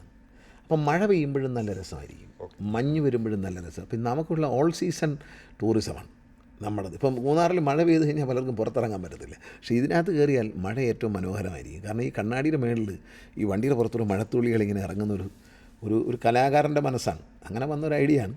പക്ഷേ ഐഡിയ ഒരു ഭയങ്കര ഹിറ്റായി മാറി. ഇന്ന് മൂന്നാർ ടൂറിസം എന്ന് പറഞ്ഞാൽ KSRTCയുടെ വണ്ടിയാണ് അതിൻ്റെ ഐക്കോണായിട്ട് കിടക്കുന്നത്. നമ്മൾ യൂട്യൂബിൽ അടിച്ച് നോക്കിയാൽ ആദ്യം വരുന്ന ഇതാണ്, ഗൂഗിളിൽ അടിച്ചാലും ആദ്യം വരുന്ന ഇതാണ്. അപ്പോൾ അങ്ങനെ മൂന്നാർ ടൂറിസത്തിൽ ഏറ്റവും വലിയൊരു സംഭാവന നമുക്ക് കൊടുക്കാൻ പറ്റും. ഇനി KSRTCയുടെ ഫോക്കസ് ഇങ്ങനെ തന്നെ ഇനി ഇതുപോലത്തെ വണ്ടികൾ 2 എണ്ണം, ഒന്ന് തൃശ്ശൂരേക്ക് വരുന്നുണ്ട്, ഒന്ന് കോഴിക്കോടേക്ക് വരുന്നു. അതൊരു 10 ദിവസം വരും, റെഡി ആയിട്ടുണ്ട്. അപ്പം അത് തിരുവനന്തപുരത്ത് ഓടുന്ന പോലത്തെ വണ്ടി. അപ്പോൾ എൻ്റെ ഒരു ചോദ്യം ഇതാണ്, നമ്മൾ ഈ പൊതുഗതാഗതം എന്ന സങ്കല്പം സാധാരണ മനുഷ്യരെ ഇവിടെ നിന്ന് ഈ പോയിന്റിൽ നിന്ന് ആ പോയിന്റിലേക്ക് കൊണ്ടുപോവുക എന്നതിൻ്റെ അപ്പുറത്തേക്ക് ഡൈവേഴ്സിഫൈ ചെയ്യാനുള്ളതാണോ ഇനി ഭാവിയിലേക്കുള്ള ഫോക്കസ്? അല്ല, അതുണ്ടെങ്കിൽ മാത്രമേ ഈ സോഷ്യൽ കമ്മിറ്റ്മെൻറ്റ് പറ്റുള്ളൂ. ഞാൻ മിനിസ്റ്ററായിട്ട് വന്നപ്പോൾ ഞാൻ തന്നെ ഇരുന്നിട്ട് 86,000 കിലോമീറ്റർ കട്ട് ചെയ്തു വണ്ടിയിൽ. ചില എതിർപ്പുകളൊക്കെ വന്നു. 86,000 കിലോ ഓടിക്കൊണ്ടിരിക്കുന്ന വണ്ടികളിൽ 86,000 കിലോമീറ്റർ ഒരു ദിവസം ഓടുന്നത് കട്ട് ചെയ്തു. അപ്പോൾ വണ്ടികളൊക്കെ കുറവാണ്, വണ്ടികൾ കൂടുതൽ. 1400 വണ്ടിയിലധികം വർക്ക്ഷോപ്പിൽ കിടപ്പുണ്ട് എല്ലാ ദിവസവും. അതിങ്ങനെ കുറച്ച് കൊണ്ട് ഇപ്പോൾ 450 വണ്ടിയൊക്കെ വർക്ക്ഷോപ്പിലുള്ളൂ, ബാക്കി വണ്ടി കയ്യിലിരിപ്പുണ്ട്. ഫീൽഡിൽ ഓടുന്നുണ്ട് ഒരു 10-600 വണ്ടി നമ്മുടെ ഷെഡിൽ കിടപ്പുണ്ട്. എപ്പോൾ അതിൽ പ്രൈവറ്റ് ബസ്സുകാരോടൊക്കെ ഞാൻ പറഞ്ഞു സമരം ചെയ്തോളൂ, കുഴപ്പമില്ല എന്നാന്ന് പറഞ്ഞാൽ ഈ വണ്ടി റെഡിയാണ്. കാരണം 600ഓളം വണ്ടി നമ്മുടെ ഈ സ്പെയർ കിടപ്പുണ്ട്. 86,000 കിലോമീറ്റർ കട്ട് ചെയ്യാന്ന് പറയുമ്പോൾ 86,000 കിലോമീറ്റർ കട്ട് ചെയ്തു. കാരണം ചില സ്ഥലത്ത് ചെന്നിട്ട് ഒരു സ്ഥലത്തെത്തിയിട്ട് അവിടെ നിന്ന് അടുത്ത സ്ഥലത്തേക്ക് പോകുന്നിടത്ത് ആരും കാണില്ല, ആ വാലം മുറിയും. ഇങ്ങനെ 86,000 കിലോമീറ്റർ കട്ട് ചെയ്തിട്ട് എന്നിട്ട് 85,000 കിലോമീറ്റർ ഓടിച്ചു പുതിയ വണ്ടികളൊക്കെ ഇട്ടിട്ട്. ഈ 85,000 കിലോമീറ്ററാണ് ഈ നേട്ടം കൈവരിച്ചത്. ഡെഡായിട്ട് പോകുന്ന 86,000 കിലോമീറ്റർ കട്ട് ചെയ്തിട്ട് വളരെ ഫ്രൂട്ട്ഫുള്ളായിട്ടുള്ള 85,000 കിലോമീറ്റർ എടുത്തു. 1000 കിലോമീറ്റർ ഇനി നമ്മുടെ ഇരിപ്പുണ്ട്, ഏത് പഴയത്. പക്ഷേ എന്തെങ്കിലും ഈ ഒരു 85,000 കിലോമീറ്റർ വന്നപ്പോൾ അത് ഫ്രൂട്ട്ഫുള്ളാവുകയും അതിൽ നിന്നാണ് ഈ പൈസ വരുന്നത്. അപ്പോൾ അപ്പോഴും നമ്മുടെ ഒരു നേരത്തെ സാർ പറഞ്ഞതുകൊണ്ട് ചോദിക്കുകയാണ്, സോഷ്യൽ കമ്മിറ്റ്മെൻറ്റ് എന്നൊരു ആശയമുണ്ട്. വാസ്തവത്തിൽ വേറൊരു രീതിയിൽ ഇതിനെ ഫിനാൻസിങ്ങിനെ കുറിച്ച് ആലോചിക്കേണ്ട സമയമായില്ല. കാരണം സർക്കാരിന് വേണ്ടിയാണ് വാസ്തവത്തിൽ, പൊതുജനങ്ങൾക്ക് വേണ്ടി സർക്കാർ കൊടുക്കുന്ന സബ്സിഡിയാണ് വാസ്തവത്തിൽ പല സോഷ്യൽ കമ്മിറ്റ്മെൻറ്റുകളും. നമുക്കിതിനെ ബഡ്ജറ്റിൽ പ്രത്യേകം വകയിരുത്താനുള്ള എന്തെങ്കിലും സിസ്റ്റമിക് മെഷേഴ്സ് എടുക്കാൻ പറ്റുന്നതാണ്? ഉദാഹരണത്തിന് കുട്ടികൾക്ക് നമ്മൾ കൺസെഷൻ കൊടുക്കുന്നു, അത് സർക്കാരിൻ്റെ ബഡ്ജറ്റിൽ നിന്ന് എടുക്കാവുന്നതല്ലേ? തരാമെന്നൊക്കെയാണ് പറയുന്നത്. പക്ഷേ എന്നാലും സർക്കാർ 50 കോടി വരെ ഒരു മാസം സഹായിക്കുന്നില്ലേ? ഇപ്പോഴാണല്ലോ, പണ്ട് സഹായമില്ല. 2001 ഞാൻ മന്ത്രിയായിരിക്കുമ്പോൾ ഒരു രൂപ പോലും തരത്തില്ല. ഇപ്പം അങ്ങനെയല്ല, സർക്കാർ വല്ലാതെ സഹായിക്കുകയാണ്. കാരണം ഒരു 5 കൊല്ലത്തിനകത്ത് 10,000 കോടി എന്നൊക്കെ പറയുന്ന ചെറിയ സംഖ്യയല്ല ഇത് നിലനിർത്താൻ വേണ്ടി കൊടുത്തത്. ഇതിന് വേറൊരു ബുദ്ധിയുണ്ട്. ഇതിനെ ഒരു 5 വർഷം ഇങ്ങനെ കൊണ്ടുപോയാൽ ഇതിനെ ഇമേജ് വർദ്ധിക്കും, ഇതിൻ്റെ കളക്ഷൻ വർദ്ധിക്കും, എന്നിട്ട് ഒരു പബ്ലിക് ഇഷ്യൂവിലേക്ക് പോകണം. അത്രയ്ക്കും ആത്മവിശ്വാസത്തിലാണ്. ഇതൊരു 5 കൊല്ലം ഇങ്ങനെ കൊണ്ടുപോയെങ്കിൽ ഒരു 3-4 കൊല്ലം കഴിയുമ്പോൾ നമ്മളിവനെ ഒരു പബ്ലിക് ഇഷ്യൂ, അപ്പോൾ ഗവൺമെൻറ്റിൻ്റെ കൺട്രോളിൽ ഇരിക്കുകയും ചെയ്യും. പബ്ലിക് ഇഷ്യൂ വരുമ്പോൾ ഇതിനകത്ത് ഇൻവെസ്റ്റ് ചെയ്യാൻ പ്രത്യേകിച്ച് മലയാളി ആനവണ്ടിയോടൊരു പ്രത്യേക സ്നേഹമുണ്ട്. അപ്പോൾ ഇതൊരു ലാഭകരമായി നല്ല നിലയിൽ പോകുന്നു എന്നുള്ളൊരു സംഭവം കണ്ടു കഴിഞ്ഞാൽ ഒരു പബ്ലിക് ഇഷ്യൂവിന് പോയാൽ ഭയങ്കരമായിട്ട് പൈസ വരും. പൈസ വന്നാൽ ഇവനെ ആരുടെയും സഹായം പിന്നെ വേണ്ടി വരത്തില്ല. അങ്ങനെയും ഒരു ബുദ്ധിയുണ്ട്, അങ്ങനെ ഒരു ഐഡിയ ഉണ്ടെന്ന് പറയാം. പക്ഷെ അവിടെയും നമുക്ക് എതിരായി വരാവുന്ന ഒരു ഘടകമില്ല. നമ്മുടെ ജനസംഖ്യ കുറയുകയാണ്, യാത്രക്കാരുടെ എണ്ണം ഒരുപക്ഷെ കുറഞ്ഞേക്കാം. നമ്മൾ എങ്ങനെ പുതിയ യാത്രക്കാരെ കണ്ടുപിടിക്കും? അല്ല, ഇപ്പോൾ തന്നെ ആലോചിക്കാം. കഴിഞ്ഞ വർഷം ഇതേ സമയം പോയതിനേക്കാൾ 16 ലക്ഷം യാത്രക്കാർ ഇപ്പോൾ കൂടുതലാണ്. എന്തെന്നാൽ നമ്മുടെ ഫെസിലിറ്റി, നമ്മുടെ ടൈമിംഗ്. ഇപ്പം നാഷണൽ ഹൈവേ പണി പൂർത്തിയായി കഴിഞ്ഞാൽ നമുക്ക് വണ്ടി ഷാർപ്പ് ടൈമിൽ എത്തിക്കാൻ പറ്റും.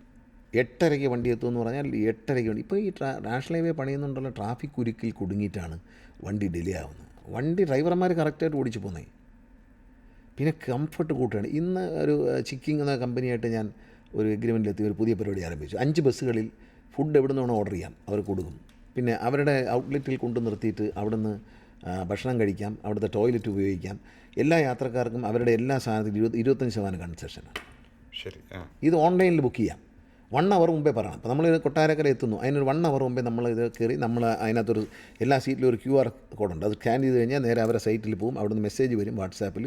വന്നു കഴിഞ്ഞാൽ അവിടെ നിന്ന് സാധനം മെനു കിട്ടും, ഓർഡർ ചെയ്യാം. ഓർഡർ ചെയ്ത് പേയ്മെൻറ്റ് ഓൺലൈനായിട്ടും ചെയ്യാം, ക്യാഷായിട്ട് ചെയ്യാം. ഇന്നത് നിലവിൽ വന്നു. ബഡ്ജറ്റ് ടൂറിസത്തിലുമുണ്ട്. 5 പ്രധാന ബസ്സുകളിലുണ്ട്. നാളെ മുതൽ ടെക്നോ പാർക്കിൽ നിന്നും 5 ബസ്സുകൾ ആരംഭിക്കുകയാണ്. കേരളത്തിൻ്റെ കണ്ണൂർ വരെയുള്ള വിവിധ ഭാഗങ്ങളിലേക്ക്. ആഴ്ച ഒരു ദിവസമേ ഉള്ളൂ. ടെക്നോ പാർക്കിൽ ലാസ്റ്റ് ഡേയിൽ ഇവിടുന്ന് പോകും. മൺഡേ മോർണിംഗ് മുമ്പേ ടെക്നോ പാർക്കിൽ ഡ്യൂട്ടി തുടങ്ങുമ്പോൾ തിരിച്ചെത്തിക്കും. തൊടുപുഴ, കണ്ണൂർ 5 ബസ്സുകൾ നാളെ ഫ്ലാഗ് ഓഫ് ചെയ്യാം. ഈ 5 ബസ്സിലും ഇത് അവൈലബിൾ ആണ്. എന്തെങ്കിലും സ്പെഷ്യൽ ബസ്സുകളാണോ അതോ നല്ല കണ്ടീഷൻ വണ്ടിയായിരിക്കും? എല്ലാം AC ഉള്ള വണ്ടികളും ഉണ്ട്, AC വണ്ടിയുണ്ട്. ഇപ്പോൾ സ്പെഷ്യൽ ബസ് കാര്യം പറഞ്ഞപ്പോഴാണ് നമ്മുടെ നവകേരള ബസ്സിൻ്റെ അവസ്ഥ എന്താണ് ഇപ്പോൾ? നവകേരള ബസ് കേരളത്തിൽ ഓടുന്നതിന് ഏറ്റവും വലിയ ഹിറ്റ് ബസ്സായിട്ടാണ്. ഒരു ദിവസം ഒരു കിലോമീറ്ററിന് ഏതാണ്ട് 83 രൂപ വരെ ലാഭം കിട്ടത്തക്ക ഇതിലാണ് ഓടുന്നത്. വലിയ വൻ ഹിറ്റാക്കി മാറ്റി. കാരണം നവകേരള ബസ്സിൽ ഇരുന്ന ആവശ്യമില്ലാത്ത ലിഫ്റ്റ് മറിച്ചൊക്കെ എടുത്ത് കളഞ്ഞു, എല്ലാം എടുത്ത് കളഞ്ഞ് ടോയ്ലറ്റൊക്കെ മാറ്റി വേറെ ടോയ്ലറ്റ് വെച്ചു, പാൻട്രി എടുത്ത് കളഞ്ഞു, സീറ്റാക്കി. അങ്ങനെ ഞാൻ അതിനൊരു ഓൾട്രേഷൻ നടത്തി ടോയ്ലറ്റൊക്കെ ഉണ്ട്. പക്ഷേ വണ്ടി ഹിറ്റാണ്. കോഴിക്കോട് നിന്ന് മൈസൂരിൽ ബാംഗ്ലൂരിലേക്കാണ് പോകുന്നത്. ഭയങ്കര ഹിറ്റാണ് വണ്ടി. ഒരു ദിവസം അതായത് ശരാശരി നമ്മുടെ ഒരു കിലോമീറ്ററിൻ്റെ ഇപ്പോഴത്തെ നില എന്ന് പറയുന്നത് 52, 53, 54 രൂപയാണ് വരുന്നത് ഒരു കിലോമീറ്ററിൽ ഏൺ ചെയ്യുന്നത്. ഞാൻ വരുമ്പോൾ ഇത് 36 രൂപ 32 രൂപയായിരുന്നു. അതിപ്പോൾ അങ്ങനെ ആയപ്പോൾ നവകേരള ബസ് ഒരു ദിവസം ഏൺ ചെയ്യുന്നത് 83 രൂപയാണ്, 84 രൂപയാണ്. അത്ര ആ ഒരു ഡിസ്റ്റൻസ്, അതൊരു വല്ലാത്ത വെയിറ്റുള്ള വണ്ടി ആയതുകൊണ്ട് തിരുവനന്തപുരത്ത് നിന്ന് ഓടിക്കാൻ പറ്റില്ല, കോഴിക്കോട് നിന്ന് ഓടിക്കാം. അതുകൊണ്ട് അങ്ങനെ ഒരു റൂട്ട് സെലക്ട് ചെയ്തിരിക്കുന്നു. ഇത് നമുക്കിപ്പം പ്രീമിയം സർവീസുകൾ ആരംഭിക്കാൻ നമുക്കിനി പറ്റുമോ? അങ്ങനെ പ്രീമിയം സർവീസിന് ഭയങ്കര ഡിമാൻഡാണ്. ഇപ്പോൾ എല്ലാ MLA ഇന്ന് 3 MLA എന്നോട് ചോദിച്ചാൽ ഞങ്ങൾക്ക് ഒരു AC വണ്ടി തരണമെന്നാണ് ചോദിക്കുന്നത്. എല്ലാവർക്കും AC വണ്ടി മതി, കാരണം AC വണ്ടി എല്ലാം ഫുള്ളാണ്. അപ്പോൾ ഞങ്ങൾക്ക് കൊടുക്കാനില്ലാത്ത സ്ഥിതിയിലാണ്. ഞാൻ ഒരു 10-20 AC വണ്ടിയും കൂടെ വാങ്ങാനുള്ളൊരു പരിപാടിയിലാണ്. കാരണം AC വണ്ടി മതി എല്ലാവർക്കും, സാധാരണക്കാർക്കും. കാരണം കുറഞ്ഞ ചിലവിൽ ഇത്ര AC. ഒരു കാര്യം നിങ്ങൾ ആലോചിക്കണം, ഞാൻ ചാർജ് വർദ്ധിപ്പിച്ചില്ല. ശരിയാണ്. അതൊരു ചാർജ് വർദ്ധിപ്പിച്ചിട്ടല്ല ഇതിലേക്ക് കൊണ്ടുവന്നു, ചാർജ് വർദ്ധിപ്പിച്ചില്ല. പിന്നെ ഡീസലിൻ്റെ ഒരു ഓട്ടോമേഷൻ വരുന്നുണ്ട്. ഇന്ത്യൻ ഓയിൽ കോർപ്പറേഷനുമായിട്ടൊരു ചർച്ച നടത്തി. അവർക്കൊരു 174 കോടിയുടെ ലൈബിലിറ്റി ഉണ്ടായിരുന്നു, അത് സെറ്റിൽ ചെയ്തു. 94 കോടിയിൽ പലിശയും കൂട്ടുപലിശയും ഒഴിവാക്കി സെറ്റിൽ ചെയ്തു. KSRTC അവർക്ക് കൊടുക്കാനുണ്ടായിരുന്നു, അവർക്ക് കൊടുക്കാനുണ്ടായിരുന്നതാണ്. അതിൽ 174 കോടിയിൽ നിന്ന് ഞാൻ ചർച്ച ചെയ്ത് 94 കോടി രൂപയാക്കി മുതൽ മാത്രം കൊടുത്തുകൊണ്ട് സെറ്റിൽ ചെയ്യാൻ. പിന്നെ അവർ പ്രൈസിലൊരു റിഡക്ഷൻ തരുന്നുണ്ട്, അവരൊരു ക്രെഡിറ്റും തരുന്നുണ്ട്. 2 ദിവസത്തിൽ കൂടുതൽ അവർ ക്രെഡിറ്റ് കൊടുക്കാറില്ല. തമിഴ്നാടാണ് നമുക്ക് 45 ദിവസം ക്രെഡിറ്റാണ്.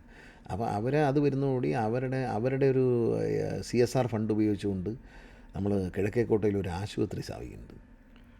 KSR ജീവനക്കാർക്ക് വേണ്ടി മാത്രമല്ല, പാവപ്പെട്ട എല്ലാവർക്കും വേണ്ടിയിട്ട് ഒരു ആശുപത്രി. എല്ലാം മരുന്നിന് വില കുറച്ച് കൊടുക്കും, ഏറ്റവും കോസ്റ്റ് പ്രൈസിൽ ഡയാലിസിസ് ചെയ്യും. 5 ഡയാലിസിസ് ബെഡാണ് ഇന്ത്യൻ ഓയിൽ കോർപ്പറേഷൻ സ്പോൺസർ ചെയ്യുന്നത്. വേറൊരു ബാങ്കിങ് സ്ഥാപനം 5 എണ്ണം, അങ്ങനെ 10 ഡയാലിസിസ് ബെഡ് പ്രവർത്തിക്കും. ഏറ്റവും ഒരു 900 രൂപ 950 രൂപ വരുള്ളൂ കോസ്റ്റ് പ്രൈസിൽ പാവപ്പെട്ടവർക്ക് ഡയാലിസിസ്. മന്ത്രി അപ്പം എപ്പോഴും ഡീസൽ എന്ന് പറയുന്നുണ്ട് ചോദിക്കുകയാണ്, മന്ത്രിക്ക് ഈ മൊബിലിറ്റിയോട് എന്തെങ്കിലും പ്രശ്നമുണ്ടോ? കാരണം ഈ ഇലക്ട്രിക് ബസ് ഓടിക്കുക എന്നുള്ള ആശയത്തോട് തുടക്കത്തിൽ ഒരു എതിർപ്പ് രേഖപ്പെടുത്തി. ഇപ്പം എന്താ തിരുവനന്തപുരം നഗരസഭയുമായിട്ടുള്ള ഒരു ചെറിയ പ്രശ്നം? ഈ വണ്ടി നഷ്ടമായിരുന്നു. 1 കോടി രൂപ കൊടുത്ത് വാങ്ങിച്ച വണ്ടി ഒരു ദിവസം ഏൺ ചെയ്തിരുന്ന 2500 രൂപയായിരുന്നു. ഈ തിരുവനന്തപുരത്ത് ഓടിക്കൊണ്ടിരുന്ന വണ്ടി ഒരു ദിവസം 2500. ഒരു വണ്ടി ടോട്ടൽ കളക്ഷൻ ഒരു ദിവസം 2500 ശരാശരി. 113 വണ്ടി പ്ലസ് 163 വണ്ടി ഓടിയിരുന്നു. KSRTC 50 വണ്ടി, ഈ സ്കീമിൽപ്പെട്ട 113. ഒരു വണ്ടി ശരാശരി നേടിയിരുന്ന 2500 രൂപ 3000 രൂപയാണ്. ഇന്നത് നേടുന്നത് 8500 രൂപ 9000 രൂപയാണ്. 16000 രൂപ ഒരു ദിവസം കളക്ഷൻ കൊണ്ടുവരുന്ന വണ്ടികളുണ്ട്. ഇതെങ്ങനെ 1 കോടി രൂപയുടെ വണ്ടിക്ക് ഇത് കിട്ടിയാൽ കോസ്റ്റ് അക്കൗണ്ട് ചെയ്ത് നോക്കിയാൽ ഇതെങ്ങനെ മുതലാവും എന്നാണ് പറയുന്നത്? ഇത് ലാഭമാണെന്ന് ഞാൻ എങ്ങനെ പറയും? പറ്റില്ല. വില വല്ലാതെ കൂടുതലാണ് ഈ വണ്ടി വാങ്ങുമ്പോൾ. അതേസമയം ഇതേ വിലയ്ക്ക് ഇതേ സൈസ് ഇതേ കപ്പാസിറ്റി ഉള്ള വണ്ടി, ഡീസൽ വണ്ടി 28 ലക്ഷം രൂപയ്ക്ക് വാങ്ങിക്കാം. പക്ഷേ അത് സ്മാർട്ട് സിറ്റി പ്രോജക്റ്റ് പ്രകാരം ഫ്രീ ആയിട്ട് കിട്ടുന്ന, ഫ്രീ ആയിട്ടല്ല, കാശ് കൊടുത്ത് തന്നെ വാങ്ങിച്ചാണ്. ബില്ലെഴുതി കാശ് കൊടുത്ത് വാങ്ങിച്ചാണ്. അതായത് കാരണം സംസ്ഥാന സർക്കാർ സ്മാർട്ട് സിറ്റി പദ്ധതിക്ക് 500 കോടി, കേന്ദ്ര ഗവൺമെൻറ് 500 കോടി, ട്രിവാൻഡ്രം കോർപ്പറേഷൻ 134 കോടി രൂപ.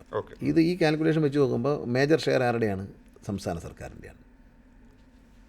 613 കോടി 613 കോടി രൂപ പിന്നെ സംസ്ഥാന സർക്കാരിൻ്റെ ഇല്ലേ. അപ്പോൾ ഇന്ന് അതിലൊരു 113 കോടി രൂപയുടെ വണ്ടിയേ ഉള്ളൂ ഇത്. ബാക്കി റോഡിൻ്റെ പണിക്കും പേരൂർക്കടയിൽ നിന്ന് അങ്ങ് കവടി തൈക്കാട് വരെയുള്ള റോഡിൻ്റെ പണി, അതിനടിയിലുള്ള ഡ്രെയിനേജിൻ്റെ പണി, ഇതെല്ലാം അതിൽ നടന്നതാണ്. സ്മാർട്ട് സിറ്റിയുടെ ഭാഗമായി വിവിധ വർക്കുകൾക്കാണ് ഈ പണം. ആ ബസ് വാങ്ങിക്കാൻ മാത്രമല്ല. അപ്പോൾ ആ ബസ് ലാഭത്തിൽ എന്തും കിട്ടി, ഓസിന് കിട്ടിയാലും ലാഭത്തിൽ ഓടിക്കണം. കാരണം എന്നും ഓസിന് കിട്ടില്ല. റേഷൻ ഉണ്ടായിരുന്നു നമ്മുടെ നാട്ടിൽ, ഇപ്പോൾ റേഷനുണ്ടോ? ഗോതമ്പ് റേഷൻ കിട്ടുമായിരുന്നു, പഞ്ചസാര റേഷൻ കിട്ടുമായിരുന്നു. ഓരോ ദിവസം കഴിയുന്നവരും ഇതൊക്കെ കുറഞ്ഞു വരികയാണ്. അപ്പം എന്നും ഇത് കിട്ടിക്കോളും എന്ന് പറഞ്ഞ് നടത്താനൊക്കത്തില്ല. അതുകൊണ്ട് നമ്മുടേതായ ഒരു സൈഡിൽ ഇതിൻ്റെ ഒരു വരുമാനം ഉണ്ടാകണം. അത് പാവപ്പെട്ടവർക്ക് ഉപകാരപ്രദമായി വേറെ വശത്ത് കൊടുക്കാൻ പറ്റും. എന്തായാലും മേയറുമായി ഒരു ഈ 86,000 കിലോമീറ്റർ ഞാൻ കട്ട് ചെയ്യുമെന്ന് പറയുമ്പോഴും ആദിവാസി മേഖല, മലയോര മേഖല, വിദ്യാർത്ഥികളുടെ ബസ്സുകൾ ഇതൊന്നും ഞാൻ കട്ട് ചെയ്തിട്ടില്ല. 86,000 കിലോമീറ്റർ ഞാൻ തന്നെ നേരിട്ടാണ് കട്ട് ചെയ്തത്, ഉദ്യോഗസ്ഥന്മാരായിട്ട്. പക്ഷേ ഒരു സ്ഥലത്ത് പോലും ട്രൈബൽ മേഖലകളിൽ ഇപ്പം എന്താ പറയുക, ട്രൈബൽ മേഖല അടക്കം ആൾ ചെല്ലാത്ത സ്ഥലങ്ങളിൽ വണ്ടി ഓടാൻ തുടങ്ങി. കളക്ഷനുണ്ട്. ഇനി 503 വണ്ടികൾ ഒരു പരിഷ്കാരം ഇന്ത്യയിൽ ആദ്യമായി ചെയ്യുകയാണ്, റൂട്ട് ഫോർമുലേഷൻ. ഈ ആഴ്ച ഉത്തരവിറങ്ങും, എല്ലാം ഹിയറിംഗ് എല്ലാം കഴിഞ്ഞ് റെഡിയായി, നോട്ടിഫിക്കേഷൻ ആക്കിയത്. 503 വണ്ടികൾ വരാൻ പോകണം. MLA മാരും പഞ്ചായത്ത് മെമ്പർമാരും പൊതുപ്രവർത്തകരും ഇത് ചർച്ച ചെയ്തിട്ട് റൂട്ട് സജസ്റ്റ് ചെയ്തിരിക്കുകയാണ്. ഒരു പ്രൈവറ്റ് ബസ്സോ ഒരു KSRTC ഇന്ന് വരെ ഓടിയിട്ടില്ലാത്ത പുതിയ റൂട്ടുകൾ പ്രൈവറ്റ് ബസ്സിന് വിൽപ്പനയ്ക്ക് വെച്ചിരിക്കുകയാണ്. അതാണ് ഇന്നത്തെ പത്രസമ്മേളനത്തിൽ ഞാൻ പറഞ്ഞത്. അതിൻ്റെ ഉത്തരവ് 2 ദിവസത്തിനകം ഇറങ്ങും. അതൊരു റെവല്യൂഷനായിരിക്കും. കാരണം അതൊരു തൊഴിൽ കണ്ടെത്താൻ ചെറിയ ബസ് വാങ്ങിച്ചാൽ മതി. ഒരു റൂട്ടിൽ 2 ബസ് എന്ന് പറഞ്ഞാൽ 2 കാണുള്ളൂ, മൂന്നാമതൊരു ബസ് വരില്ല. അപ്പം ഫീസിബിളാവും ഇത്. അത് ഞാനിപ്പോൾ തെളിയിച്ചത് പ്രൈവറ്റും KSRTC ഓടാത്ത പണ്ടുണ്ടായിരുന്ന റൂട്ടുകൾ പലതും നഷ്ടപ്പെട്ടു. എല്ലാവരും സ്കൂട്ടറിനെ ആശ്രയിക്കാൻ തുടങ്ങി, ജീപ്പിൽ കയറി പോകാൻ തുടങ്ങി, പൊതുഗതാഗതമില്ല. അവിടേക്ക് ഈ ചെറിയ ബസ്സുകളെ പ്രവേശിപ്പിച്ചു. അതാണ് ഇപ്പോഴത്തെ കളക്ഷൻ്റെയൊക്കെ വർധനയുടെ ഒരു രഹസ്യം. അതാണ് മനുഷ്യൻ സ്കൂട്ടറെല്ലാം ഉപേക്ഷിച്ചു, ഇതിലേക്ക് തിരിച്ചു വന്നു. 16 ലക്ഷം പേര് ഇതിലേക്ക് തിരിച്ചു വന്നെങ്കിൽ അടുത്ത വർഷം ഇത് നല്ല നിലയിൽ നമ്മളിതിൻ്റെ AC വണ്ടിയൊക്കെ നന്നായിട്ട് കഴുകി തുടച്ച് കൊണ്ട് നടന്നാൽ കൂടുതൽ വണ്ടി വാങ്ങിച്ചാൽ 26 ലക്ഷം ആൾ കാണും അധികം. അപ്പോൾ ഏതായാലും കുറച്ച് നാൾക്ക് മുമ്പ് വരെ നമുക്ക് വളരെ സജീവമായി നിലനിന്നാണ് റോബിൻ ബസ് പ്രശ്നം. ഇപ്പം നിലവിൽ എന്താണ് അതിൻ്റെ അവസ്ഥ? എല്ലാവരും സമ്മതിച്ചു കൊടുത്തു? ആര് സമ്മതിച്ചു കൊടുത്തു? കോടതി വേണ്ടാന്ന് പറഞ്ഞു, അതങ്ങ് അവസാനിച്ചു. അതിൻ്റെ പുറകിലൊക്കെ പോയിട്ട് ഒരു വ്യക്തിയുടെ പുറകെയൊക്കെ പോയിട്ട് ഇന്നത്തെ കാലത്ത് സാമൂഹ്യ മാധ്യമങ്ങൾ ഒരാളെ ആളാക്കാൻ പോകുന്നത് ശരിയല്ല. ഞാൻ അതുകൊണ്ട് വന്നപ്പോഴേ മൈൻഡ് ചെയ്തില്ല. നിയമലംഘനം ഉണ്ടോ പിടിക്കും. ബഹുമാനപ്പെട്ട ഹൈക്കോടതി പറഞ്ഞു അങ്ങനെ ഓടാനൊക്കത്തില്ല എന്ന് പറഞ്ഞു. അത് എൻ്റെക്ക് മുമ്പിരുന്ന എൻ്റെ മുൻഗാമികളായ മന്ത്രിയായാലും ഉദ്യോഗസ്ഥരായാലും അവരെടുത്ത നിലപാടി തെറ്റൊന്നുമില്ല. പക്ഷേ അവരെ ഈ ഹൈലൈറ്റ് ചെയ്യാൻ അവസരം കൊടുത്തു. ഞാൻ അങ്ങനെ കൊടുക്കുന്ന ആളല്ല. അങ്ങനെ ഇപ്പോൾ എൻ്റെ കെയർ ഓഫിൽ സൂചിക്കേണ്ട. പ്രൈവറ്റ് ബസ്സുകൾക്ക്, നമ്മുടെ ക്യാരേജ് ബസ്സുകൾക്ക് സംഭവിച്ച വേറൊരു സംഗതി പറയാം. നമ്മൾ തമിഴ്നാട്ടിൽ നിന്നും ബാക്കിയുള്ളടത്തു നിന്ന് വരുന്ന ക്യാരേജ് ബസ്സുകൾക്ക് നല്ല കളർഫുള്ളായിട്ടിരിക്കും. നമ്മുടെ പാവങ്ങൾ വെള്ളയും ഇട്ട് നടക്കുന്ന പോലത്തെ ഒരു അവസ്ഥയായി. അതിവിടെ ഒരു അപകടം സംഭവിച്ചപ്പോൾ ഇവിടെ എല്ലാം വെപ്രാളമാണല്ലോ. ഈ മീഡിയ എല്ലാം കൂടെ കിടന്ന് ബഹളം വെച്ചപ്പോൾ അന്നത്തെ മന്ത്രി എല്ലാം കൂടെ ചേർന്നിട്ട് എല്ലാത്തിനും അങ്ങ് വെള്ളയടിക്കാൻ തീരുമാനിക്കുക. സത്യത്തിൽ ഞാനിതിനെ കളർഫുള്ളാക്കണമെന്ന് ആഗ്രഹിച്ചതാണ്. അപ്പോൾ അതിനിടയ്ക്ക് ഒരാൾ ഫോണിൽ കൂടെ എന്നോട് സംസാരിച്ചിട്ടുണ്ട്, ഇത് റെഡിയാക്കി തരാമെന്ന് കണ്ടൊരു വാർത്ത വന്നു. അതുകൊണ്ട് ഞാനതിൽ നിന്ന് അങ്ങ് പിന്മാറിയത്. അല്ലെങ്കിൽ ഞാൻ ഇത് കളർ അടിച്ചോളാൻ പറഞ്ഞേനെ, അതിനുള്ള ഉത്തരവ് ഇറക്കിയേനെ. പക്ഷേ പിന്നെ അങ്ങ് വേണ്ടെന്ന് വെച്ചാൽ അതിൻ്റെ ഒരു ഉല്ലാസയാത്രയ്ക്ക് പിന്നെ കുറച്ചങ്ങ് വയലൻ്റ് ആവും. ഫോട്ടോയൊക്കെ വെച്ച് ഈ ഡിസ്ട്രാക്ട് ചെയ്യും ആളുകളെ വണ്ടി ഓടിച്ചു പോകുന്നത്. പക്ഷേ തമിഴ്നാട്ടിൽ അടിക്കാൻ ഇവിടെ അടിച്ചുകൂടാന്നൊക്കെ പറയുമ്പോൾ അതിലൊന്നും ഒരു ന്യായമില്ല. നമ്മുടെ വണ്ടികളാകെ ഒരു ശോകമയവും അപ്പുറമുള്ളത് നല്ല ജാങ്കോ വണ്ടികൾ. അതിനകത്ത് 2 കാര്യം, അതിനകത്ത് രസകരമായൊരു വസ്തുതയുണ്ട്. മലയാളിയുടെ അടിസ്ഥാനപരമായ സ്വഭാവത്തിലുള്ളൊരു കുഴപ്പമുണ്ട്. ഇച്ചിരി പൈസയുള്ള പയ്യന്മാരെടുക്കുന്ന വണ്ടി അവർ നല്ല കളർഫുള്ളായിട്ട് അടിച്ചുകൊണ്ട് വരും. ചിലരിന് അത്രയും കളർഫുള്ളായിട്ട് അടിക്കാൻ പൈസയില്ല. അപ്പോൾ ഈ സംഘടനയിൽ തന്നെ വിവിധ അഭിപ്രായമാണ്. ഈ സംഘടനയുണ്ട് ഇവരുടെ. ഈ സംഘടന പറയുന്ന ഒരു സംഘം ഇറങ്ങുമ്പോൾ പറയും വെള്ള പെയിൻറ്റ് മാറ്റില്ലേ എന്ന് പറയും.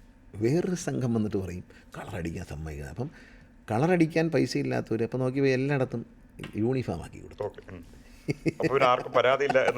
അതെന്ന് വെച്ചാൽ ദരിദ്രമായിട്ട് കൊണ്ടു കിടക്കാം. എന്നാൽ പൈസ ഉള്ളവർ ഇതിനെ കൊമ്പൻ, ചെല്ലി എന്നൊക്കെ പറഞ്ഞ് പേരിട്ട് ആന എന്നൊക്കെ പറഞ്ഞ് കൊണ്ടു കിടക്കും. അത് 2 കൂട്ടർക്കും തമ്മിലുള്ള ഒരു ഫൈറ്റ് ഇതിനകത്തുണ്ട്. ഇതിനകത്ത് പാട്ട് ഈ വയ്ക്കുന്ന സ്റ്റീരിയോ ഇല്ലേ, ഈ സ്റ്റീരിയോ തന്നെ വെച്ച് കൊടുക്കുന്നത് എടുത്തു മാറ്റണമെന്ന് ബഹുമാനപ്പെട്ട ഹൈക്കോടതി പറഞ്ഞിട്ടുണ്ട്. ഈ സ്റ്റീരിയോ ലൈറ്റും എല്ലാം കൂടി ഈ സ്റ്റീരിയോയ്ക്ക് മാത്രം നമ്മൾ പറഞ്ഞ ആവശ്യത്തില്ല. 16 ലക്ഷം 20 ലക്ഷം രൂപ വിലയുള്ള സ്റ്റീരിയോ ആണ് വയ്ക്കുന്നത്. ഭയങ്കര സൗണ്ടെന്ന് പറഞ്ഞാൽ അകത്തിരിക്കുന്നവർക്ക് മാത്രമല്ല അടുത്ത കാറിൽ ഇരിക്കുന്നവർക്കും. പിന്നെ ഈ ഡ്രൈവർ എന്ന് പറയുന്ന ആൾ എന്ത് കേൾക്കുന്ന, പുറയുന്ന ഹോൺ അടിച്ചറിയില്ല, ഒന്ന് ഭയങ്കര അപകടമില്ലേ. അതൊക്കെ റിമൂവ് ചെയ്ത് കളഞ്ഞ്. അതിൽ ബഹുമാനപ്പെട്ട ഹൈക്കോടതി പറഞ്ഞാൽ വളരെ ശരിയാണ്. മൊത്തം റിമൂവ് ചെയ്യാൻ പറഞ്ഞു. മൊത്തം റിമൂവ് ചെയ്തു. ഇത് വെച്ച് കൊടുക്കുന്ന ആളെ കൊണ്ട് ഓടിച്ചു.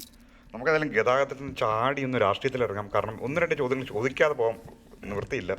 25 വർഷമായി പത്തനാപുരത്ത്. പക്ഷേ ഗണേഷ് കുമാറിന് ഇനി അടുപ്പിക്കത്തില്ല എന്നുള്ള വാശിയിൽ കുറേ ഒരു വലിയ സംഘം തന്നെ എത്രയോ ആണ്ടുകളായി അവിടെ വർക്ക് ചെയ്തുകൊണ്ടിരിക്കുകയാണ് നിലവിൽ. പക്ഷേ ഇത്തവണത്തെ തദ്ദേശ തെരഞ്ഞെടുപ്പ് താങ്കൾക്കൊരു അടിയല്ലേ? കാരണം 8 പഞ്ചായത്തിൽ 6 പഞ്ചായത്തും UDF, നേരത്തെ 1 ഉള്ളായിരുന്നു അവർക്ക്. അതെ, അല്ല അത് രാഷ്ട്രീയമല്ലേ, മാറിയും തിരിഞ്ഞൊക്കെ വരും. പഞ്ചായത്ത് ഇലക്ഷനും അസംബ്ലി ഇലക്ഷനും തമ്മിലൊരു ബന്ധവുമില്ല. പഞ്ചായത്ത് ഇലക്ഷനും അസംബ്ലി ഇലക്ഷനും പാർലമെൻറ്റ് ഇലക്ഷനും തമ്മിൽ യാതൊരു ബന്ധവുമില്ല. കാരണം ഇതിന് മുമ്പ് ഈ പാർലമെൻറ്റ് ഇലക്ഷൻ മുമ്പത്തെ ഇലക്ഷനിൽ LDFൻ്റെ സ്ഥാനാർത്ഥികൾ ഒരേ ഒരാളെ ജയിച്ചുള്ളൂ, ആലപ്പുഴയിൽ മാത്രം. അത് കഴിഞ്ഞ് കൂടുതൽ സീറ്റോടുകൂടി LDF 2ാം തുടർഭരണം നേടിയെടുത്തു. രാഷ്ട്രീയത്തിൽ ഈ ഒരു തെരഞ്ഞെടുപ്പിൽ ചില വിഷയങ്ങളുണ്ട്. ആ വിഷയം ചർച്ച ചെയ്തു, അതിനനുസരിച്ച് വോട്ട് ചെയ്തു. അടുത്ത അസംബ്ലി ഇലക്ഷൻ വരുമ്പോൾ വേറെ തരത്തിൽ ആൾക്കാർ കാണും. കഴിഞ്ഞ പാർലമെൻറ്റ് ഇലക്ഷൻ്റെ വിജയം എന്ന് പറയുന്നത് ഈ പാർലമെൻറ്റ് ഇലക്ഷൻ മുമ്പത്തെ പാർലമെൻറ്റ് ഇലക്ഷനിൽ ഒരാൾ ആലപ്പുഴയിൽ നിന്ന് മാത്രം 10,000 വോട്ടിന് ഒരു LDF സ്ഥാനാർത്ഥി ജയിച്ചു. ബാക്കി എല്ലാവരും വളരെ വലിയ വ്യത്യാസത്തിലാണ് തോറ്റത് ആണ്. എന്നിട്ട് വന്ന അസംബ്ലി തെരഞ്ഞെടുപ്പിൽ പിണറായി സർക്കാരിന് അന്നുണ്ടായതിനേക്കാൾ കൂടുതൽ സീറ്റോടുകൂടി 90-98 സീറ്റോടുകൂടി വീണ്ടും അധികാരത്തിലെത്തി. അതുകൊണ്ട് നമുക്കിതൊന്നും ഇപ്പം പ്രവചിക്കാൻ പറ്റത്തില്ല. പിന്നെ പഞ്ചായത്ത് ഇലക്ഷൻ വോട്ട് ചെയ്ത പാറ്റേണിലല്ലല്ലോ ഗണേഷ് കുമാറിന് വോട്ട് ചെയ്യുന്നത്. ഗണേഷ് കുമാർ ആളുകളുടെ ഹൃദയത്തിൽ സ്ഥാനമുള്ള ഒരാളാണ്. എനിക്ക് വ്യക്തിപരമായി കഴിഞ്ഞ തെരഞ്ഞെടുപ്പിൽ എല്ലാവരും പാർലമെൻറ്റ് ഇലക്ഷൻ അടുത്ത തെരഞ്ഞെടുപ്പ് വന്നു. കഴിഞ്ഞ തെരഞ്ഞെടുപ്പിൽ ഞാൻ കോവിഡ് പിടിച്ചിട്ട് ആശുപത്രി കിടക്കുകയായിരുന്നു. നോമിനേഷൻ കൊടുക്കുന്നതിൻ്റെ തലേന്നാണ് ഞാൻ വന്നത്. എന്നിട്ട് PPE കിറ്റിട്ടിട്ടാണ് നോമിനേഷൻ കൊടുക്കുന്നത്. വെറും 9 ദിവസം മാത്രമേ എനിക്ക് പ്രചരണം നടത്താൻ പറ്റുള്ളൂ. അതും ഒരു ജീപ്പിൻ്റെ ഫ്രണ്ട് സീറ്റിൽ ഇങ്ങനെ ഇരിക്കുകയാണ്. പുറത്തിറങ്ങാൻ പറ്റില്ല, ഷേക്ക് ഹാൻഡ് ചെയ്യാൻ പറ്റില്ല, ഒച്ചത്തി സംസാരിക്കാൻ പറ്റില്ല, ആരോഗ്യമില്ല. ന്യൂമോണിയൊക്കെ വന്ന് മരണത്തോട് അടുത്തിട്ട് തിരിച്ചു വന്ന ആളാണ്. ഈ 9 ദിവസം കൊണ്ട് എനിക്ക് 15,000 വോട്ടിൻ്റെ ഭൂരിപക്ഷം കിട്ടി. പക്ഷേ ഇത്തവണ പ്രതിപക്ഷം കുറച്ച് കളം മാറ്റിച്ചവിട്ടി. കാരണം ഈ ആഴ്ചയെ തന്നെ അവിടുത്തെ മെയിൻ വിഷയം ഉമ്മൻചാണ്ടിയോട് ഗണേഷ് കുമാർ വഞ്ചന കാട്ടി ഉമ്മൻചാണ്ടിയെ വേട്ടയാടാൻ വിട്ടുകൊടുത്തു എന്നുള്ളതാണ്, വേട്ടയാടി എന്നുള്ളതാണ്. എന്നിട്ട് ഇത്രയും നാളത് പറഞ്ഞില്ല, ഇപ്പോഴാണെന്ന് പറഞ്ഞ് എല്ലാ ഇലക്ഷനും ഈ ക്രിസ്ത്യൻ കമ്മ്യൂണിറ്റിയുടെ വോട്ട് പിടിക്കാൻ വേണ്ടി ആരെങ്കിലും ഇറങ്ങിയിട്ട് ഉമ്മൻചാണ്ടിയുടെ കഥ പറയും. വെറും തികഞ്ഞ ജാതി പ്രചരണമാണ്. അതിലൊരു കാര്യമില്ല. ഞാൻ ഉമ്മൻചാണ്ടിക്ക് ഉപദ്രവമൊക്കെ ചെയ്ത് ഞാൻ ഒരാളെയും ജീവിതത്തിൽ ഉപദ്രവിച്ചിട്ടുണ്ടെങ്കിൽ ഞാൻ ഇന്ന് താങ്കളുടെ മുമ്പിൽ സംസ്ഥാനത്തൊരു മന്ത്രിയായിരുന്ന് സംസാരിക്കില്ല എന്ന് വിശ്വസിക്കുന്ന ആളാണ് ഞാൻ. ഇത്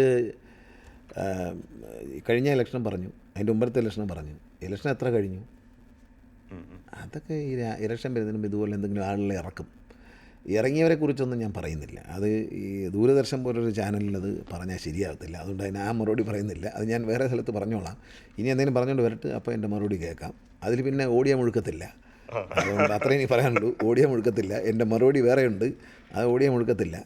അത് ആളുകൾക്ക്, നാട്ടിലെ ജനങ്ങൾക്ക് അതും ഓർമ്മയുണ്ടെന്ന് ഓർമ്മിപ്പിക്കാൻ വേണ്ടിയിട്ടാണ്. വൃത്തികെട്ട കാര്യങ്ങളൊന്നും സ്ത്രീ സംബന്ധമായ കാര്യമൊന്നും ഞാൻ പറയില്ല. വേറെ ഒരു കാര്യം പറയും.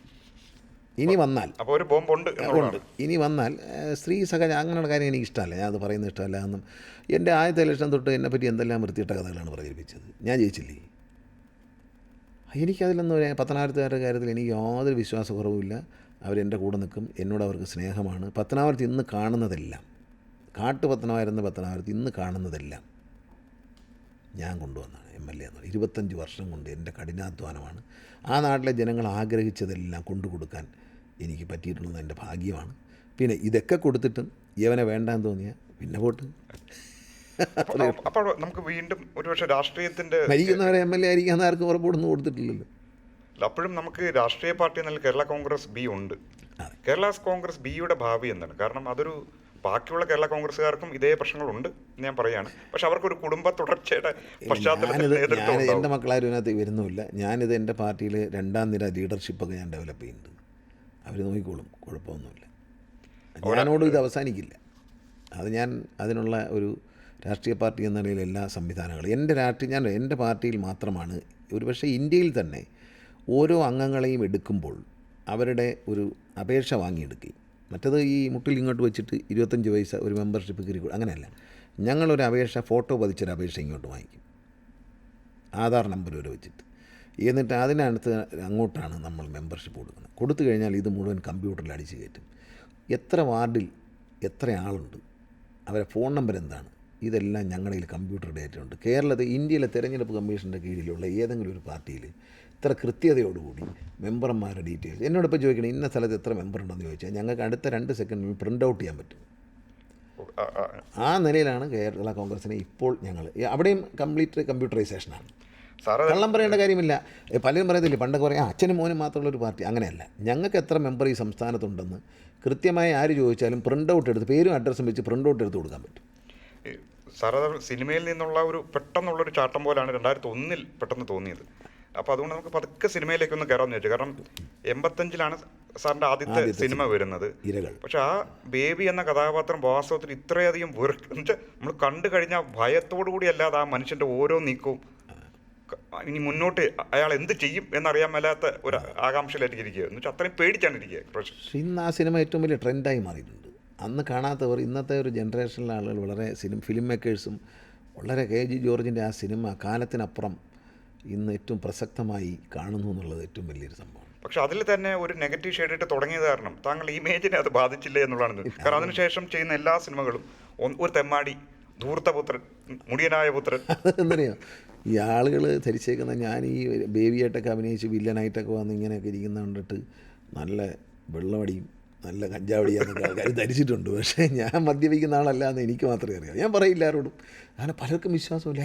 ചേട്ടാ അങ്ങനെ ചെയ്യണം, ഇതങ്ങനെ ഇരുന്നോട്ടെ, എനിക്കിപ്പോൾ അതൊന്നും ഒരു പ്രശ്നമില്ലെന്നേ. ഞാൻ എന്നെപ്പറ്റി മറ്റുള്ളവർ എന്ത് പറയുന്നുള്ളതിനെക്കുറിച്ച് ബോധവാനല്ല. എൻ്റെ മനസ്സാക്ഷിക്ക് ഞാൻ മിടുക്കനാണെന്ന് മാത്രമേ നോക്കത്തുള്ളൂ.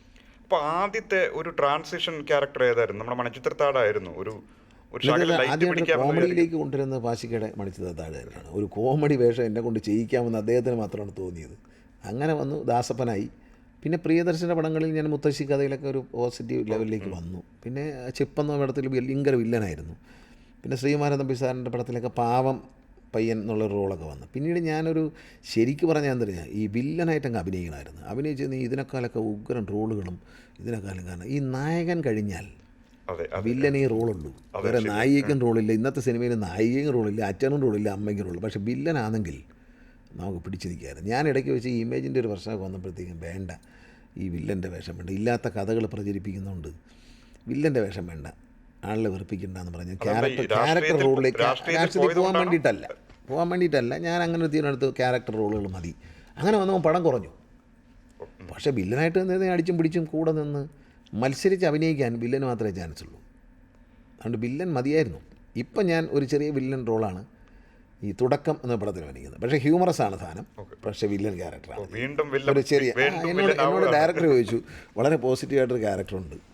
തുടക്കത്തിന് ഡയറക്ടർ എന്നോട് ചോദിച്ചു, ചേട്ടാ ഇങ്ങനെ ഒരു പിന്നെ വില്ലൻ്റെ ഒരു നല്ലൊരു പോസിറ്റീവായിട്ടൊരു നല്ലൊരു വളരെ ശാന്തനായിട്ടുള്ള നല്ല മര്യാദ ആളുകളെ ഉപദേശിക്കുന്ന ഒരാളുടെ ക്യാരക്ടറുണ്ട്, ഒരു ചെറിയ വില്ലനുണ്ട്, ഏത് ഞാൻ പറഞ്ഞു വില്ലൻ എടുക്കാമെന്ന് പറഞ്ഞു. ഈ അടുത്തിടയ്ക്ക് ഞാൻ കണ്ടൊരു പടം ഗഗനചാരി എന്നുള്ള പടം, താങ്കളുടെ അനന്തരവൻ തന്നെയാണ് സ്ക്രിപ്റ്റ് എഴുതിയത്.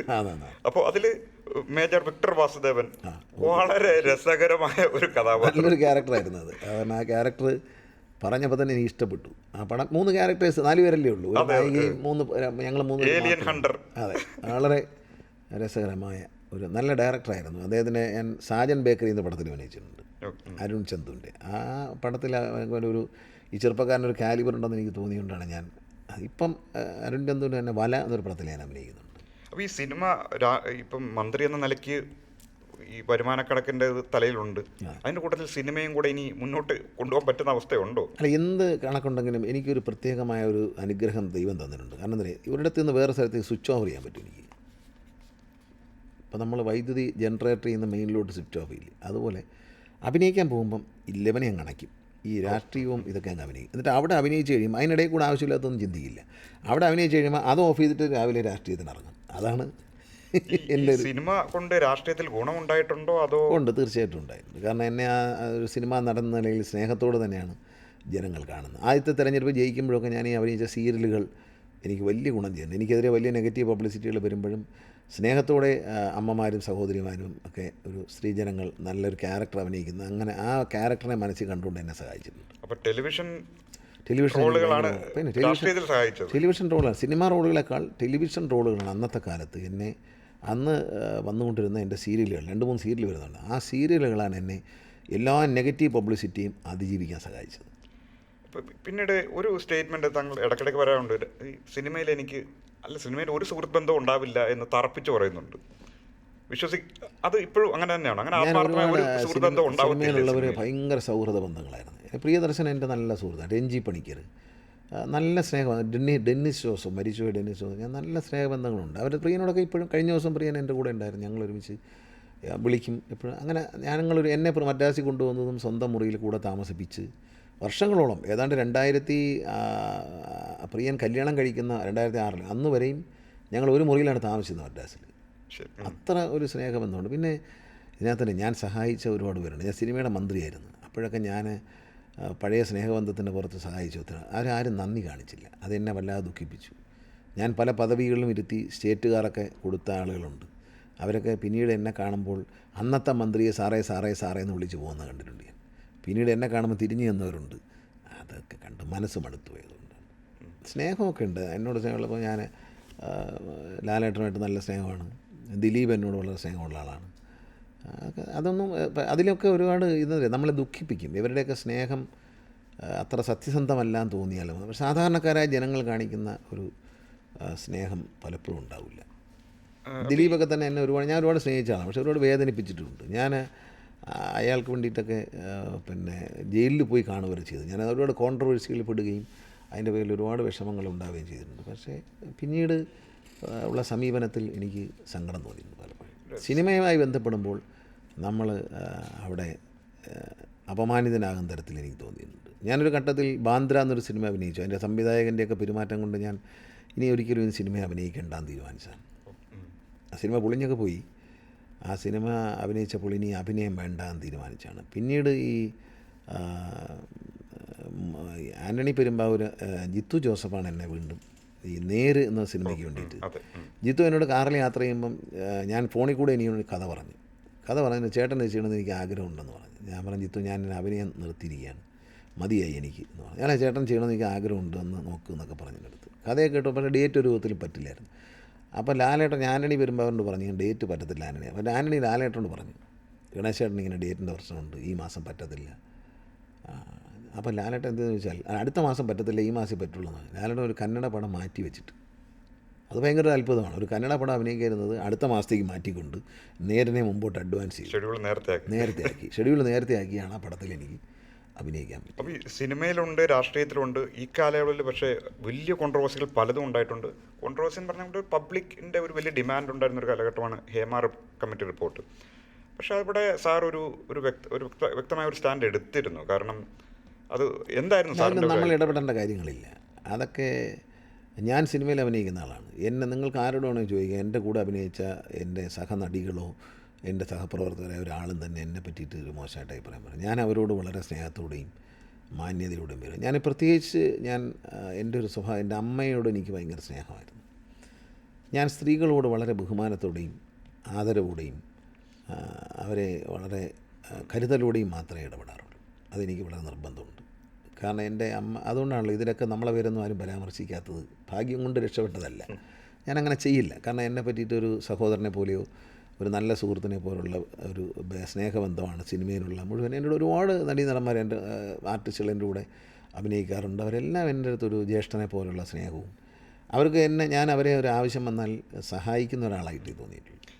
വളരെ പെട്ടെന്ന് നമുക്ക് സമയം തീരാൻ പോകുന്ന ഒറ്റ ചോദ്യം കൂടെ ചോദിക്കാൻ കഴിയും. ഈ വണ്ടികളോടുള്ള ഈ ക്രേസ് എങ്ങനെയാണ് തുടങ്ങിയത്? അപ്പോൾ കാരണം വീട്ടിൽ ടോയ് കാറിൻ്റെ ഒരു കളക്ഷൻ ഉണ്ടെന്നൊക്കെ നമ്മൾ കണ്ടിട്ടുണ്ട്. എങ്ങനെയാണ് ഈ ഭ്രാന്ത് തുടങ്ങിയത് വണ്ടികളോട്? കാരണം KSRTC ഒരു വണ്ടി മേടിച്ചാൽ ആദ്യം ഞാനൊന്ന് ഡ്രൈവ് ചെയ്തിട്ട് നോക്കുള്ളൂ. വണ്ടികൾ എവിടുന്നാണ് ഹെവി ലൈസൻസ് കിട്ടിയത്? നേരത്തെ എടുത്തിട്ടുണ്ട്. കുട്ടിക്കാലം ഞാൻ പണ്ട് 2001 മന്ത്രിയാവുന്നതിന് മുമ്പ് എനിക്ക് ഹെവി ലൈസൻസ് ഉണ്ട്.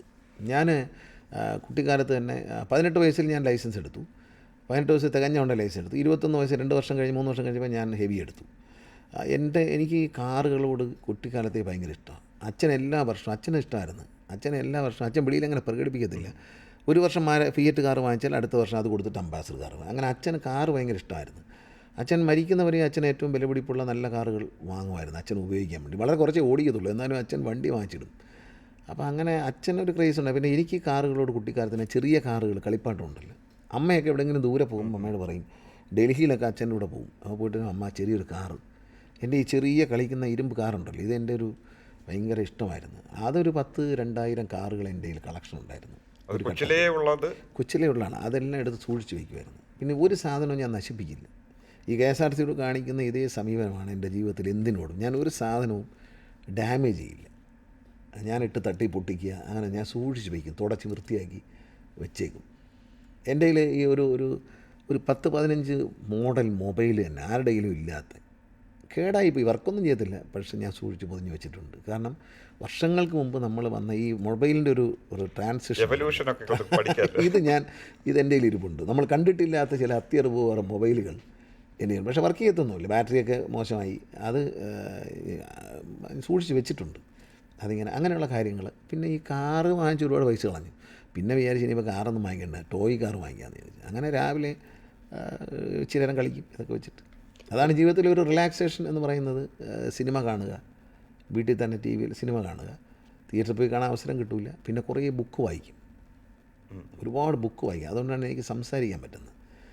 പ്രത്യേകിച്ച് ആത്മീയമായ പുസ്തകങ്ങൾ, ബൈബിള്, ഖുറാൻ, രാമായണം, ഭാഗവതം, ഇങ്ങനെയുള്ള മഹാന്മാരെഴുതിയ ഒരുപാട് പുസ്തകങ്ങൾ വായന. ആത്മീയമായിട്ടൊക്കെ എനിക്ക് പ്രത്യേക കാഴ്ചപ്പാടാണ്. ഞാൻ മതവിശ്വാസിയല്ല, ദൈവവിശ്വാസിയാണ്. ഞാൻ മതവിശ്വാസിയല്ല, ദൈവമുണ്ടെന്ന് വിശ്വസിക്കുന്നു. ആ ദൈവത്തിൻ്റെ പവറിൽ ഞാൻ വിശ്വസിക്കുന്നു. അതുകൊണ്ട് ഞാൻ ഇന്നിവിടെ ഇരിക്കുന്നുണ്ടെങ്കിൽ അത് എൻ്റെ സത്യസന്ധതയ്ക്കുള്ള സമ്മാനമാണ്. ഞാനത് വെടിഞ്ഞിട്ട് ഇനി എന്ത് തരാമെന്ന് പറഞ്ഞാലും ഞാൻ പറയാനുള്ള മൊത്തം പറയും. എനിക്കൊരു പേടിയില്ല, ഞാൻ പറയും. ഞാൻ കള്ളം ചെയ്തിട്ടുണ്ടെങ്കിൽ അയാളങ്ങനെ ഇതിലിടും എന്ന് ചോദിക്കുക എന്നുള്ളതുകൊണ്ട് എനിക്ക് പേടിയില്ല. ഞാൻ ചെയ്തിട്ടില്ല. ഞാൻ ചെയ്യുന്ന കാര്യങ്ങൾ, മറ്റുള്ളവരുടെ കാര്യങ്ങൾ ഞാൻ അങ്ങനെ ഇടപെടാറില്ല. അപ്പം മതം എന്ന് പറഞ്ഞുകൊണ്ട് പറയാൻ നേരിട്ട് ബന്ധിപ്പിക്കാൻ പറ്റത്തില്ല. പക്ഷേ NSSന്റെ ഒരു വളരെ ക്രിട്ടിക്കലായ റോളിൽ ഇപ്പോൾ ഉണ്ട് നിലവിൽ. ഡയറക്ടേഴ്സ് ഓഫ് അത് ഞാൻ അപേക്ഷ കൊടുക്കാതെ ഞാൻ ജനിച്ച സമുദായമാണ്. ആ സമുദായത്തെ സ്നേഹിക്കുകയും സമുദായത്തിന് വേണ്ടി പ്രവർത്തിക്കുകയും ചെയ്യണം എന്നുള്ള എല്ലാ മനുഷ്യനും ചെയ്യണം. എല്ലാ മനുഷ്യനും അത് ചെയ്യാം. അപ്പോൾ ഇന്ന് കാണുന്ന NSSന്റെ ഒരു ഇടതുപക്ഷത്തോടുള്ള ഒരു മയപ്പെടുത്തലിൽ താങ്കൾക്ക് എന്തെങ്കിലും റോളുണ്ടോ? അല്ല, ഞാൻ NSSലാണെങ്കിൽ ഇവിടെ വെച്ചാലും എനിക്ക് പറയാനുള്ള കാര്യങ്ങൾ പറയാറുണ്ട്. ജനറൽ സെക്രട്ടറിയാണ് ഇക്കാര്യത്തിലൊക്കെ തീരുമാനം എടുക്കുന്നത്. അദ്ദേഹത്തിൻ്റെ ഒരു സഹായിയായി നിൽക്കുക എന്നുള്ളത് മാത്രമേ എൻ്റെ റോളുള്ളൂ. കാരണം എൻ്റെ അച്ഛൻ എന്നോട് മരിക്കുന്നതിന് പറഞ്ഞ് നീ ഒരിക്കലും സുകുമാരൻ നായരെ വിട്ട് നിൽക്കരുത് എന്ന് പറയും. മരിക്കുന്നതിനൊരു 3 ദിവസം എന്നോട് പറഞ്ഞിരുന്നു. അപ്പോൾ ഞാൻ അദ്ദേഹത്തെ വിട്ട് നിൽക്കില്ല. ഞാൻ പിന്നെ ഈ അധികാര സ്ഥാനങ്ങളൊന്നും മോഹിക്കുന്നില്ല. എന്നോട് അച്ഛൻ 64 വർഷം പത്തനാപുരം NSS താലൂക്കിൻ്റെ പ്രസിഡൻ്റായിരുന്നു. അച്ഛൻ ജീവിച്ചിരിക്കെ തന്നെ ഒരു ഇലക്ഷനിലൂടെയാണ് ഞാൻ വൈസ് പ്രസിഡൻ്റ് ആവുന്നത്. അച്ഛൻ മരിച്ചപ്പോൾ ഞാൻ പ്രസിഡൻ്റായി. രണ്ടാമത് ഞാൻ പ്രസിഡൻ്റായി വന്നപ്പോഴും ഒരു ഇലക്ഷൻ അവിടെ ഉണ്ടായി. അതിലും ഞാൻ ജയിച്ചു വലിയ ഭൂരിപക്ഷത്തോടെ. എൻ്റെ എതിർ സ്ഥാനാർത്ഥിക്ക് 6 വോട്ടേ കിട്ടിയുള്ളൂ. അപ്പോൾ സ്നേഹത്തോടെ അച്ഛനെ സ്നേഹിച്ചിരുന്ന ആ നാട്ടിലെ സമുദായ അംഗങ്ങൾ എന്നെ സ്വീകരിച്ചത് കൊണ്ടാണ് ഞാൻ പ്രവർത്തിക്കുന്നത്. അതല്ല, ഞാനൊരു മതഭ്രാന്തനല്ല, ഞാൻ മതേതര വിശ്വാസിയാണ്. മന്നത്ത് പത്മനാഭൻ പറഞ്ഞൊരു വാക്കുണ്ട്, എൻ്റെ സ്വപ്നമെന്ന് പറയുന്നത് കേരളത്തിലെ മുഴുവൻ സമുദായങ്ങളും ഏത് വിഭാഗത്തിൽപ്പെട്ടവരാണെങ്കിലും അവരെല്ലാം പ്രോസ്പെരിറ്റിയോടെയും സന്തോഷത്തോടെയും ജീവിക്കുന്ന കാണാൻ ഞാൻ ആഗ്രഹിക്കുന്നു എന്നാണ് മന്നത്ത് പത്മനാഭൻ പറഞ്ഞത്. അതുതന്നെയാണ് എൻ്റെ ആഗ്രഹം. ഇപ്പം നിലവിൽ ഇപ്പോൾ രാഷ്ട്രീയം ആകെ കലങ്ങി മറിഞ്ഞ് അറിയാം, താങ്കൾക്കും അറിയാം, വെള്ളാപ്പള്ളിയെക്കുറിച്ചുള്ള പരാമർശങ്ങൾ അപ്പുറത്തുനിന്നും ഇപ്പുറത്തുനിന്നും വരുന്നു. അപ്പം SNDPക്കും NSSനും ഇടയ്ക്കുള്ള പഴയ അകലങ്ങളൊക്കെ അങ്ങ് മായാൻ പോവുകയാണ്. എന്താണ് ഇനി സംഭവിക്കുക? സാറിൻ്റെ ഒരു പ്രഡിക്ഷൻ എന്താ? ഇല്ല, അത് മായട്ടെ. തമ്മിലടിക്കുന്നതിനേക്കാൾ ഇണങ്ങി നിൽക്കുന്നതല്ലേ എപ്പോഴും നല്ലത്. എല്ലാവരും, ഞാൻ ഈ പറഞ്ഞ വാക്കുണ്ട്, മന്നത്ത് പത്മനാഭൻ പറഞ്ഞ വാക്കുണ്ട്, എല്ലാ സമുദായങ്ങളും സ്നേഹത്തോടെയും സൗഹൃദത്തോടെയും ഐശ്വര്യപൂർണ്ണമായും ഒന്നിച്ച് നിൽക്കുന്ന കേരളം അത് കാണാനാണ് ഞാൻ ആഗ്രഹിക്കുന്നതാണ് മന്നത്ത് പത്മനാഭൻ പറഞ്ഞത്. വളരെ നല്ലൊരു മെസ്സേജാണ്. ആ മെസ്സേജ് വെച്ച് നോക്കുമ്പോൾ കറക്റ്റല്ലേ? അവർ മാത്രമല്ല, എല്ലാവരും ഹിന്ദുക്കളും മുസ്ലിങ്ങളും ക്രിസ്ത്യാനികളെല്ലാം ഒന്നിച്ച് നിൽക്കട്ടെ. ഇതിന് അടിച്ചിട്ട് ആർക്ക് സന്തോഷം? ഈ വോട്ടിന് വേണ്ടി അവരെ തമ്മിലടിപ്പിച്ചിട്ട് നമുക്ക് എന്ത് കിട്ടാൻ? എല്ലാവരും ഒന്നിച്ച് നിൽക്കട്ടെ. നമ്മളൊരു സമുദായത്തിൻ്റെ വോട്ട് വാങ്ങാൻ വേണ്ടി ഒരു വോട്ട് ബാങ്ക് ലക്ഷ്യമിട്ട് ഇവരെ തമ്മിലടിപ്പിച്ച് എത്ര നാൾ നമ്മൾ മുന്നോട്ട് പോകും? ഈ സമുദായങ്ങൾക്കും മതങ്ങൾക്കും പ്രാധാന്യം കൊടുത്ത എല്ലാ രാജ്യത്തും പുരോഗതി ഉണ്ടായിട്ടില്ല. വിശ്വാസങ്ങളും ആചാരങ്ങളും ഒക്കെ നടക്കണം, പക്ഷേ അനാചാരങ്ങൾ പാടില്ല എന്നാണ് ഞാൻ വിശ്വസിക്കുന്നത്. ഞാൻ വിശ്വസിക്കുന്നു, ദൈവത്തെ വിശ്വസിക്കുന്നു, പക്ഷേ അന്ധവിശ്വാസങ്ങൾ എനിക്കില്ല. പൂച്ച കുറുക്കിയാടി, ഇതൊക്കെ അന്ധവിശ്വാസം, അതൊന്നും എനിക്ക് പ്രശ്നമല്ല. പിന്നെ വീട്ടിലേക്ക് ഒരാൾ കുന്താലിയുമായി വരുന്നു, അത് കണ്ടുകൊണ്ടിറങ്ങിയാൽ ശകുനപ്പുഴയാണ്. ആ കുന്താലിയുമായി വന്ന ആൾ നമ്മുടെ പറമ്പിൽ കിളച്ച് മരച്ചീനി നട്ട് അത് തിന്നാണ് നമ്മൾ ജീവിക്കുന്നത്. അപ്പോൾ കുഴപ്പമില്ല. പാലില്ലാതെ രാവിലെ ചായ കുടിച്ചില്ലേ മരിച്ചു, പാലും കൊണ്ടുവരുന്നവനെ കണ്ടാൽ ശകുനപ്പുഴ. ഇതെന്ത് മണ്ടത്തരമാണ്? ആ മണ്ടത്തരങ്ങളൊന്നും ഞാൻ വിശ്വസിക്കില്ല. വിശ്വാസമുണ്ട് ദൈവത്തിൽ, അന്ധവിശ്വാസങ്ങളൊന്നും എനിക്കിഷ്ടമല്ല. അന്ധവിശ്വാസങ്ങൾ ഞാനും പോയതാണ് ഇതിന് പുറകെ. മന്ത്രവാദം, പൂജ, പ്രേതം, ഭൂതം ഇതൊക്കെ ഉണ്ടെന്ന് മണ്ടത്തരങ്ങൾ ധരിച്ചിരുന്ന ഒരാളാണ് ഞാൻ പിന്നീട് കൂടുതൽ വായിക്കുകയും കൂടുതൽ ദൈവത്തെ അറിയുകയും ചെയ്തപ്പോൾ ഇതൊക്കെ വെറും മണ്ടത്തരങ്ങളാണ് എന്നെനിക്ക് മനസ്സിലായി. ശകുനവും ഇല്ല, പിഴയും ഇല്ല, എല്ലാവരും മനുഷ്യരാണ്. നിൻ്റെ മുമ്പിൽ വരുന്ന മനുഷ്യനെ ദൈവമായി കാണാൻ കഴിയുമെങ്കിൽ പാല് കൊണ്ടുവരുന്നാലും കുന്താലിയായിട്ട് വരുന്നാലും മീനും കൊണ്ടുവരുന്നവരായാലും പൂച്ചയായാലും കുറുക്കിനാടുന്ന പൂച്ചയായാലും സന്തോഷം. പൂച്ചയ്ക്കൊന്നും പറ്റിയില്ലല്ലോ എന്നുള്ള ഭാഗ്യമേ ഉള്ളൂ. നമ്മൾ വണ്ടിയിൽ പോകുമ്പോൾ പട്ടി എടുത്ത് കുറുകിയാടും, ബ്രേക്ക് ചവിട്ടി നമ്മൾ മറിഞ്ഞടിച്ച് വീണ് കൈയും കാലും ഒടിഞ്ഞില്ലല്ലോ എന്ന് ഭാഗ്യം. അങ്ങനെ ചാടുന്നതിലേ കുഴപ്പമുള്ളൂ. അല്ലാതെ ഇത് കുറുക്കിയാടുന്നുണ്ട് നമുക്ക് ഒരു ദോഷവും നമുക്കില്ല. പട്ടി എടുത്ത് കുറുക്കിയാടി ബൈക്കിൽ പോകുന്നവർ മറിഞ്ഞു വീണ് കയ്യോ കാലം മുറിയുന്നതല്ലാതെ ഇതൊന്നും ഒരു അർത്ഥമില്ലാത്ത കാര്യങ്ങളാണ്. ഇത് പലരും പഴയ കാലത്ത് ജീവിക്കാൻ വേണ്ടി ഉണ്ടാക്കിയെടുത്ത കള്ളത്തരങ്ങളാണ്. ഇതൊന്നും ദൈവത്തിൽ വിശ്വസിക്കുക. അപ്പം ഒരുപക്ഷെ നമ്മുടെ ഈ കോൺവെർസേഷൻ അവസാനിക്കുന്നതും ഈ ഒരു നോട്ടിൽ തന്നെയാണ്. ഒരു പരിപൂർണമായ ഒരു വിശ്വാസി ആയിരിക്കെ തന്നെ എല്ലാവരോടുള്ള ശുഭാപ്തി വിശ്വാസത്തിൽ തന്നെ താങ്കൾ മുന്നോട്ട് പോകുന്നു. എന്തായാലും വളരെ മനോഹരമായ ഒരു സംഭാഷണമായിരുന്നു ഉണ്ടായിരുന്നത്. വളരെ നന്ദി സാർ. അപ്പോൾ അതാണ് നമ്മൾ വിതയ്ക്കുന്നത് കൊയ്യാം. നമ്മൾ നന്മ ചെയ്യൂ, നമുക്ക് കൊയ്യാം. ഞാൻ എന്തുകൊണ്ട് KSRTC നഷ്ടത്തിൽ നിന്ന് കരകയറ്റാൻ എനിക്ക് താങ്കളെപ്പോലുള്ളവർ എന്നെ ഇൻട്രോ ചെയ്യുമ്പോൾ ഞാൻ ചെയ്തൊരു നല്ല കാര്യമെന്നത് പറയുമ്പോൾ എന്തുകൊണ്ടെന്നാൽ ഞാൻ വിതച്ചതാണ് കൊയ്യുന്നത്. നന്മ വിതയ്ക്കൂ, നന്മ കൊയ്യാം. തിന്മ വിതച്ചാൽ തിന്മ കൊയ്യാം. ഞാൻ തിന്മ കൊയ്യാൻ ആഗ്രഹിക്കുന്നില്ല, പോസിറ്റീവായിട്ടിരിക്കാൻ ആഗ്രഹിക്കുന്നു. എല്ലാവരും, എനിക്ക് ചുറ്റും കാണുന്ന എല്ലാവരും നന്നായിരിക്കാൻ എന്നെക്കൊണ്ട് പറ്റുന്ന എന്ത് ഞാൻ ചെയ്യും. അതിന് രാഷ്ട്രീയമില്ല, അതിന് ജാതിയില്ല, മതമില്ല. പത്തനാപുരത്ത് നിൽക്കുമ്പോൾ എന്നോട് ചോദിക്കാറില്ല എന്താണ് രാഷ്ട്രീയം. ഞാൻ പത്തനാപുരത്തുകാരോട് ജാതി ചോദിച്ചിട്ടില്ല, മതം ചോദിച്ചിട്ടില്ല, രാഷ്ട്രീയം ചോദിച്ചിട്ടില്ല. അതുകൊണ്ട് എന്നെ സംബന്ധിച്ച് 101% കോൺഫിഡൻസാണ്. പെട്ടെന്ന് എന്നെ വീഴ്ത്താൻ പറ്റത്തില്ല. വീഴ്ത്താൻ ഒരാൾക്കേ പറ്റൂ, ദൈവം തമ്പുരാൻ വിചാരിക്കണം. അപ്പോൾ അതാണ് ആ കോൺഫിഡൻസിൻ്റെ ലെവൽ. നമുക്ക് എന്തായാലും വളരെ സജീവമായിട്ട് ആനവണ്ടിയിൽ കൂടെ ഇറങ്ങി ട്രാൻസ്പോർട്ടിലൂടെ കയറി രാഷ്ട്രീയവും പറഞ്ഞ് സിനിമയും പറഞ്ഞ് കുടുംബവും പറഞ്ഞ് മുന്നോട്ട് പോയ വളരെ നല്ലൊരു എപ്പിസോഡിലാണ് നമ്മൾ അവസാനത്തെ ഭാഗത്തേക്ക് നമ്മൾ എത്തിയിരിക്കുകയാണ്. എന്തായാലും ഇത്രയും നേരം നമ്മളോടൊപ്പം സമയം ചെലവഴിച്ച മിനിസ്റ്റർ സാറിന്, ശ്രീ ഗണേഷ് കുമാർ സാറിന് എല്ലാവിധ നന്ദി അറിയിച്ചുകൊണ്ട് നമ്മുടെ ഈ എപ്പിസോഡ് അവസാനിപ്പിക്കുകയാണ്. നന്ദി sir. Thank you so much.